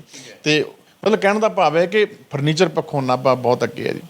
ਔਰ ਨਾਭੇ ਦੇ ਵਿੱਚ ਜਿਹੜੀ ਆ ਖੇਡ ਪੱਖੋਂ ਸਾਡੇ ਮੈਸ ਨਾਲ ਹੀ ਪਿੰਡ ਆ ਵਿਧਾਨ ਸਭਾ ਨਾਭਾ, ਉੱਥੋਂ ਸਾਡੀ ਭੈਣ, ਸਾਡੀ ਬੱਚੀ ਹਰਜਿੰਦਰ ਕੌਰ ਨੇ ਕਿੱਡਾ ਵੱਡਾ ਮਾਰਕਾ ਮਾਰਿਆ ਖੇਡਾਂ ਦੇ ਵਿੱਚ। ਇਹ ਵੱਡੇ ਨਾਂ ਜਿਹੜੇ ਨੇ, ਇਹ ਗਾਇਕੀ ਦੇ ਵਿੱਚ ਵੀ ਪੁਰਾਣੇ ਇੱਥੋਂ ਗਾਇਕ ਜਿਹੜੇ ਰਹੇ ਨੇ, ਠੀਕ ਹੈ ਜੀ। ਇਸ ਵਕਤ ਮੌਜੂਦਾ ਹਰਜੀਤ ਹਰਮਨ ਮੇਰਾ ਭਰਾ ਅੰਤਰਰਾਸ਼ਟਰੀ ਪੱਧਰ ਦਾ ਗਾਇਕ ਹੈ ਜੀ। ਸਾਰਥਿਕ ਕੇ ਹੈ ਜੀ, ਠੀਕ ਹੈ ਨਾ। ਹਰਵਿੰਦਰ ਹੈਰੀ ਮੁੰਡਾ ਹਰੀਗੜ੍ਹ ਤੋਂ, ਬਹੁਤ ਅੱਛਾ PTC ਦਾ ਵਿਨਰ ਹੈ ਅਵਾਰਡ। ਇੱਥੇ ਹੋਰ ਵੀ ਬਹੁਤ ਸਾਰੇ ਜਿਹੜੇ ਨੇ ਜੀ ਇੱਥੇ ਆਰਟਿਸਟ ਰਹਿੰਦੇ ਨੇ। ਔਰ ਇੱਥੇ ਲੇਖਕ ਬੜੇ ਅੱਛੇ ਨੇ। ਦਰਸ਼ਨ ਬੁੱਟ ਸਾਹਿਬ ਬਹੁਤ ਪੰਜਾਬੀ ਲੇਖਕ ਸਭਾ ਦੇ ਪ੍ਰਧਾਨ ਨੇ ਪੰਜਾਬ ਦੇ, ਠੀਕ ਹੈ ਨਾ। ਭਾਈ ਕਾਹਨ ਸਿੰਘ ਨਾਭਾ ਕਿ ਕੁੱਲ ਮਿਲਾ ਕੇ ਜੇ ਗੱਲ ਕਰੀਏ ਤਾਂ ਨਾਭੇ ਦੇ ਵਿੱਚੋਂ ਬਹੁਤ ਕੁਝ ਨਿਕਲਿਆ ਹੋਇਆ ਜਿਹੜਾ ਪੂਰੇ ਵਰਲਡ 'ਚ ਫੈਲਿਆ ਹੋਇਆ ਕਿਤੇ। ਬਿਲਕੁਲ ਬਿਲਕੁਲ ਬਿਲਕੁਲ ਫੈਲਿਆ। ਨਾਭਾ ਰਿਆਸਤ ਰਿਕਾਰਡ ਦੇ ਵਿੱਚ ਦੇਖੋ, ਨਾਭਾ ਰਿਆਸਤ ਨੂੰ ਵੱਡੇ ਭਰਾ ਦਾ ਰੁਤਬਾ ਹਾਸਲ ਆ ਔਰ ਪਟਿਆਲਾ ਰਿਆਸਤ ਨੂੰ ਛੋਟੇ ਭਰਾ ਦਾ ਰੁਤਬਾ ਹਾਸਲ ਹੈ। ਬਿਲਕੁਲ ਜੀ। ਫਿਰ ਤੁਸੀਂ ਹਲਕਾ ਨਾਭਾ ਤੋਂ MLA ਬਣੇ ਹੋ, ਜਾਨੀ ਕਿ ਤੁਸੀਂ ਵੀ ਜ਼ੋਰ ਲਾ ਕੇ ਪੂਰਾ ਹੁਣ ਚਮਕਾ ਦੇਣਾ ਪੂਰਾ ਵਰਲਡ ਲੈਵਲ। ਪੂਰਾ ਚਮਕਾਵਾਂਗੇ ਜੀ, ਪੂਰਾ ਜ਼ੋਰ ਲਾਵਾਂਗੇ। ਜਿੰਨੇ ਪ੍ਰਮਾਤਮਾ ਨੇ ਵਿਲ ਪਾਵਰ ਦਿੱਤੀ ਹੈ, ਪੋਲੀਟੀਕਲ ਵਿਲ ਪਾਵਰ ਦਿੱਤੀ ਹੈ, ਸਾਰੀ ਲਾਵਾਂਗੇ, ਸਭ ਨੂੰ ਨਾਲ ਲੈ ਕੇ ਚੱਲਾਂਗੇ। ਔਰ ਜਦੋਂ ਇਹ ਨਾਭਾ ਬਿਲਕੁਲ ਠੀਕ ਠਾਕ ਹੋ ਗਿਆ, ਸਭ ਦੇ, ਮੈਂ ਤੁਹਾਨੂੰ ਦੱਸਾਂ, ਜਦੋਂ ਸਿਸਟਮ ਠੀਕ ਹੋ ਗਿਆ ਨਾ, ਹਰ ਇੱਕ ਦੀ ਦੁਕਾਨਦਾਰੀ ਵੱਧ ਜਾਣੀ ਹੈ। ਜਿਹਨੂੰ ਬਰਮੂਡਾ ਦੇ ਸ਼ੂ ਲੈਣੇ ਆ, ਨਾਈਕੀ ਦੇ ਸ਼ੂ ਲੈਣੇ ਆ, ਠੀਕ ਹੈ ਨਾ, ਦੂਜੇ ਲੈਣੇ, ਉਹਨੂੰ ਚੰਡੀਗੜ੍ਹ ਜਾਣ ਦੀ ਲੋੜ ਨਹੀਂ, ਉਹਨੂੰ ਕਿਤੇ ਪਟਿਆਲੇ ਜਾਣ ਦੀ ਲੋੜ ਨਹੀਂ, ਉਹਨੂੰ ਨਾਭੇ 'ਚੋਂ ਹੀ ਮਿਲਣਗੇ, ਕੋਈ ਸ਼ੋਰੂਮ ਵਧੀਆ ਖੁੱਲ੍ਹ ਜਾਣਗੇ ਜੀ। ਜਦੋਂ ਕਸਟਮਰ ਆਉਣ ਲੱਗ ਗਿਆ ਤਾਂ ਫਿਰ ਉਤਸ਼ਾਹ ਵੱਧਦਾ ਜੀ। ਔਰ ਜਿਹੜਾ ਇੰਡਸਟਰੀ ਹੈ ਜੀ, ਇੰਡਸਟਰੀ ਦਾ ਬਹੁਤ ਵੱਡਾ ਜਿਹੜਾ ਯੋਗਦਾਨ ਆ ਖੇਤੀ ਹਰੀ ਕ੍ਰਾਂਤੀ ਦੇ ਵਿੱਚ, ਪੰਜਾਬ ਦੀ ਹਰੀ ਕ੍ਰਾਂਤੀ ਦੇ ਵਿੱਚ ਨਾਭਾ ਦਾ ਵੱਡਾ ਯੋਗਦਾਨ ਹੈ, ਕਿਉਂਕਿ ਸਾਰੀਆਂ ਕੰਬਾਈਨਾਂ, ਸਾਰੇ ਟਰੈਕਟਰ, ਸਾਰਾ ਸਾਜੋ ਸਮਾਨ ਖੇਤੀ ਦਾ ਉਰੇ ਬਣਦਾ ਜੀ। ਨਾਭਾ ਬਾਕਮਾਲ ਹੈ ਔਰ ਇਸ ਇਤਿਹਾਸਕ ਸ਼ਹਿਰ ਦਾ, ਇਸ ਇਤਿਹਾਸਕ ਵਿਧਾਨ ਸਭਾ ਦਾ ਐਮਐਲਏ ਬਣਨਾ ਇੱਕ ਬਹੁਤ ਵੱਡਾ ਮਾਣ ਮੈਨੂੰ ਮਹਿਸੂਸ ਹੁੰਦਾ। ਪਹਿਲੇ ਪਤਾ ਨਹੀਂ ਕਰਦੇ ਸੀ ਕਿ ਨਹੀਂ ਕਰਦੇ ਸੀ, ਆਈ ਡੋਂਟ ਨੋ, ਪਰ ਮੈਨੂੰ ਮਾਣ ਮਹਿਸੂਸ ਹੁੰਦਾ ਕਿ ਸੱਚੇ ਪਾਤਸ਼ਾਹ ਨੇ ਬਹੁਤ ਵੱਡੀ ਜ਼ਿੰਮੇਵਾਰੀ ਦਿੱਤੀ ਹੈ। ਔਰ ਸਿਰ ਝੁਕਾ ਕੇ ਸੰਗਤ ਦੇ ਸਾਹਮਣੇ ਮੈਂ ਇਹ ਗੱਲ ਕਹਿਣਾ ਕਿ ਜਿਸ ਤਰੀਕੇ ਨਾਲ ਤੁਸੀਂ ਮਾਣ ਦਿੱਤਾ, ਉਸੇ ਤਰੀਕੇ ਨਾਲ ਨਾਭਾ ਦੀ ਆਨ ਬਾਣ ਤੇ ਸ਼ਾਨ ਨੂੰ ਕਾਇਮ ਰੱਖਾਂਗੇ ਔਰ ਆਉਣ ਵਾਲੇ ਸਮੇਂ ਦੇ ਵਿੱਚ ਨਾਭਾ ਦਾ ਜ਼ਿਕਰ ਇਤਿਹਾਸ ਦੇ ਵਿੱਚ ਉਸੇ ਤਰੀਕੇ ਨਾਲ ਲਿਖਿਆ ਜਾਵੇ, ਉਸ ਤਰੀਕੇ ਨਾਲ ਪੜ੍ਹਿਆ ਜਾਵੇ, ਉਸ ਤਰੀਕੇ ਨਾਲ ਪਤਾ ਲੱਗੇ ਨਾਭੇ ਦੀ ਦਿੱਖ ਜਿਹੜੀ ਹੈ ਮਹਾਰਾਜਾ ਹੀਰਾ ਸਿੰਘ ਦੇ ਸਟੈਚੂ ਨਾਲ, ਮਹਾਰਾਜਾ ਰਬਦਮਨ ਸਿੰਘ ਦੇ ਸਟੈਚੂ ਨਾਲ, ਅਲੱਗ-ਅਲੱਗ ਜਿਹੜੀਆਂ ਇਤਿਹਾਸਕ ਚੀਜ਼ਾਂ ਨੇ ਜਿਹਦੇ ਨਾਲ ਨਾਭੇ ਨੂੰ ਜਾਣਿਆ ਜਾਂਦਾ, ਉਹਦੇ ਨਾਲ ਅਸੀਂ ਉਹਨੂੰ ਮੇਨਟੇਨ ਕਰਾਂਗੇ, ਉਹਨੂੰ ਬਣਾਵਾਂਗੇ। ਇੱਕ ਨਿਮਾਣੀ ਜੀ ਕੋਸ਼ਿਸ਼ ਹੈ, ਸੰਗਤ ਵੱਡੀ ਹੈ, ਲੋਕ ਵੱਡੇ ਨੇ ਔਰ ਅਸੀਂ ਤਾਂ ਸਿਰਫ ਕੰਮ ਕਰਨ ਦੀ ਛੋਟੀ ਜਿਹੀ ਭਾਵਨਾ ਰੱਖਦੇ ਹਾਂ। ਇਹ ਨਿਮਾਣੀ ਜੀ ਕੋਸ਼ਿਸ਼ ਹੈ।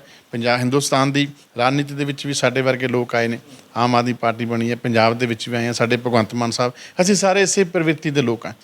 ਅਸੀਂ ਬੜੇ ਸਹਿਜ ਸੁਭਾਅ ਵਾਲੇ ਹਾਂ। ਪੋਲੀਟੀਕਲ ਲੋਕ ਕੀ ਹੁੰਦੇ ਆ, ਸੌਰੀ ਮੈਂ ਥੋੜਾ ਸਮਾਂ ਵੱਧ ਲੈ ਰਿਹਾ, ਐਮਐਲਏ ਬਣਨ ਤੋਂ ਬਾਅਦ ਆਪਣੀ ਅਵਸਥਾ ਗਵਾ ਲੈਂਦੇ ਜੀ।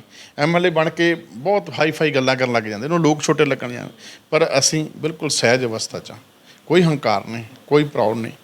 ਕੋਈ ਵੀ ਐਨੀ ਟਾਈਮ ਜਦੋਂ ਮਰਜ਼ੀ ਦਫ਼ਤਰ 'ਚ ਆ ਕੇ ਮਿਲ ਸਕਦਾ, ਜਦੋਂ ਮਰਜ਼ੀ ਘਰ ਆ ਕੇ ਮਿਲ ਸਕਦਾ, ਜਿੱਥੇ ਮਰਜ਼ੀ ਕੋਈ ਬੁਲਾਵੇ ਉੱਥੇ ਜਾ ਕੇ ਮਿਲ ਲੈਂਦੇ ਜੀ। ਅੱਜ ਮੈਨੂੰ ਕਹਿ ਰਹੇ ਸੀ ਕਿ ਅਫਸਰ ਕਹਿੰਦੇ ਤੁਸੀਂ ਐਸਐਚਓ ਸਾਹਿਬ ਨੂੰ ਕਹਿਣਾ ਸੀ ਵੀ ਤੁਹਾਡੇ ਮੂਹਰੇ ਗਾਰਡ ਲਾ ਦਿੰਦੇ ਜੀ। ਮੈਂ ਕਿਹਾ ਜੀ ਅੱਜ ਤੱਕ ਮੈਂ ਕਿਹਾ ਹੀ ਨਹੀਂ ਕਿਸੇ ਨੂੰ ਕਿ ਮੇਰੇ ਮੂਹਰੇ ਸਿਕਿਉਰਿਟੀ ਲਾਓ ਕੀ ਹੈ। ਮੇਰੀ ਆਦਤ ਨਹੀਂ ਹੈ ਜੀ। ਮੈਂ ਕੈਨੇਡਾ ਰਿਹਾ 13-14 ਸਾਲ, ਮੇਰੇ ਕੋਲ PR ਆ ਕੈਨੇਡਾ ਦੀ। ਕੈਨੇਡਾ ਦੇ ਵਿੱਚ ਰਹਿ ਕੇ ਮੈਂ ਉਸ ਸਿਸਟਮੈਟਿਕਲੀ ਸਿਸਟਮ ਦੇ ਵਿੱਚ ਬੰਨਿਆ ਗਿਆ। ਮੈਂ ਵੀ ਚਾਹੁੰਦਾ ਕਿ ਜਿਹੜੇ ਸਾਡੇ ਭੈਣ ਭਰਾ ਬੱਚੇ ਬਾਹਰ ਮੁਲਕ ਜਾਂਦੇ ਆ ਉਹ ਨਾ ਜਾਣ, ਸਾਡਾ ਹੀ ਸਿਸਟਮ ਠੀਕ ਹੋ ਜਾਵੇ ਤਾਂ ਪੰਜਾਬ, ਆਪਣਾ ਦੇਸ਼ ਦੁਬਾਰਾ ਸੋਨੇ ਦੀ ਚਿੜੀ ਬਣ ਸਕਦਾ। ਬਿਲਕੁਲ ਜੀ। ਹਲਕਾ ਨਾਭਾ ਤੋਂ ਐਮਐਲਏ ਗੁਰਦੇਵ ਸਿੰਘ ਦੇਮਾਨ। ਕਿਉਂਕਿ ਤੁਹਾਨੂੰ ਜਾਣਕਾਰੀ ਦੇ ਦਈਏ ਕਿ ਪੰਜਾਬ ਸਰਕਾਰ ਨੇ ਅੱਜ ਕੈਬਨਿਟ 'ਚ ਵੱਡੇ ਫੈਸਲੇ ਲਏ ਨੇ। ਵੱਡੇ ਫੈਸਲੇ ਲੈਣ ਤੋਂ ਬਾਅਦ ਮੁਲਾਜ਼ਮ ਵਰਗ ਬਹੁਤ ਖੁਸ਼ ਆ, ਕਿਉਂਕਿ ਜਿਹੜੀ 2004 ਤੋਂ ਬਾਅਦ ਮੁਲਾਜ਼ਮਾਂ ਦੀ ਭਰਤੀ ਹੋਈ ਉਹ ਪੈਨਸ਼ਨ ਬੰਦ ਕਰ ਦਿੱਤੀ ਸੀ, ਉਸ ਨੂੰ ਹਰੀ ਝੰਡੀ ਦੇ ਦਿੱਤੀ ਗਈ ਹੈ ਕਿ ਪੈਨਸ਼ਨ ਉਵੇਂ ਜਿਵੇਂ ਹੀ ਚੱਲੇਗੀ। ਜਦੋਂ ਰਿਟਾਇਰਮੈਂਟ ਹੋਵੇਗੀ ਉਸ ਤੋਂ ਬਾਅਦ ਪੈਨਸ਼ਨ ਮਿਲੇਗੀ, ਉਸ ਤੋਂ ਬਾਅਦ ਖੁਸ਼ੀ ਆ। ਅਤੇ ਹਲਕਾ ਨਾਭਾ ਤੋਂ ਗੁਰਦੇਵ ਸਿੰਘ ਦੇਮਾਨ ਨਾਲ ਗੱਲਬਾਤ ਵੀ ਕੀਤੀ ਆ। ਉਹਨਾਂ ਨੇ ਕਿਹਾ ਕਿ ਅਸੀਂ ਹਲਕਾ ਨਾਭਾ ਦੀ ਨੁਹਾਰ ਬਦਲ ਦਿਆਂਗੇ, ਦਿਨ ਰਾਤ ਲੱਗੇ ਹੋਏ ਹਾਂ ਅਤੇ ਆਉਣ ਵਾਲੇ ਸਮੇਂ 'ਚ ਜਿਹੜਾ ਰਿਆਸਤੀ ਸ਼ਹਿਰ ਨਾਭਾ, ਇਸ ਦੀ ਨੁਹਾਰ ਬਦਲਣਾ ਸਾਡਾ ਪਹਿਲਾ ਫਰਜ਼ ਹੋਵੇਗਾ, ਕਿਉਂਕਿ ਹਲਕਾ ਨਾਭਾ ਦੇ ਲੋਕਾਂ ਨੂੰ ਸਾਨੂੰ ਵੱਡੀ ਬਹੁਮਤ ਨਾਲ ਜਿਤਾਇਆ, ਜਿਸ ਕਾਰਨ ਹਲਕਾ ਨਾਭਾ ਲਈ ਵੱਡੇ ਪੱਧਰ 'ਤੇ ਕੰਮ ਕੀਤੇ ਜਾਣਗੇ। ਕੈਮਰਾਮੈਨ ਭੀਮਾ ਪੱਟੀਵਾਲ ਨਾਲ ਅਮਨਦੀਪ ਸਿੰਘ ਮਾਝਾ, ਪੰਜਾਬੀ ਲੋਕ ਚੈਨਲ।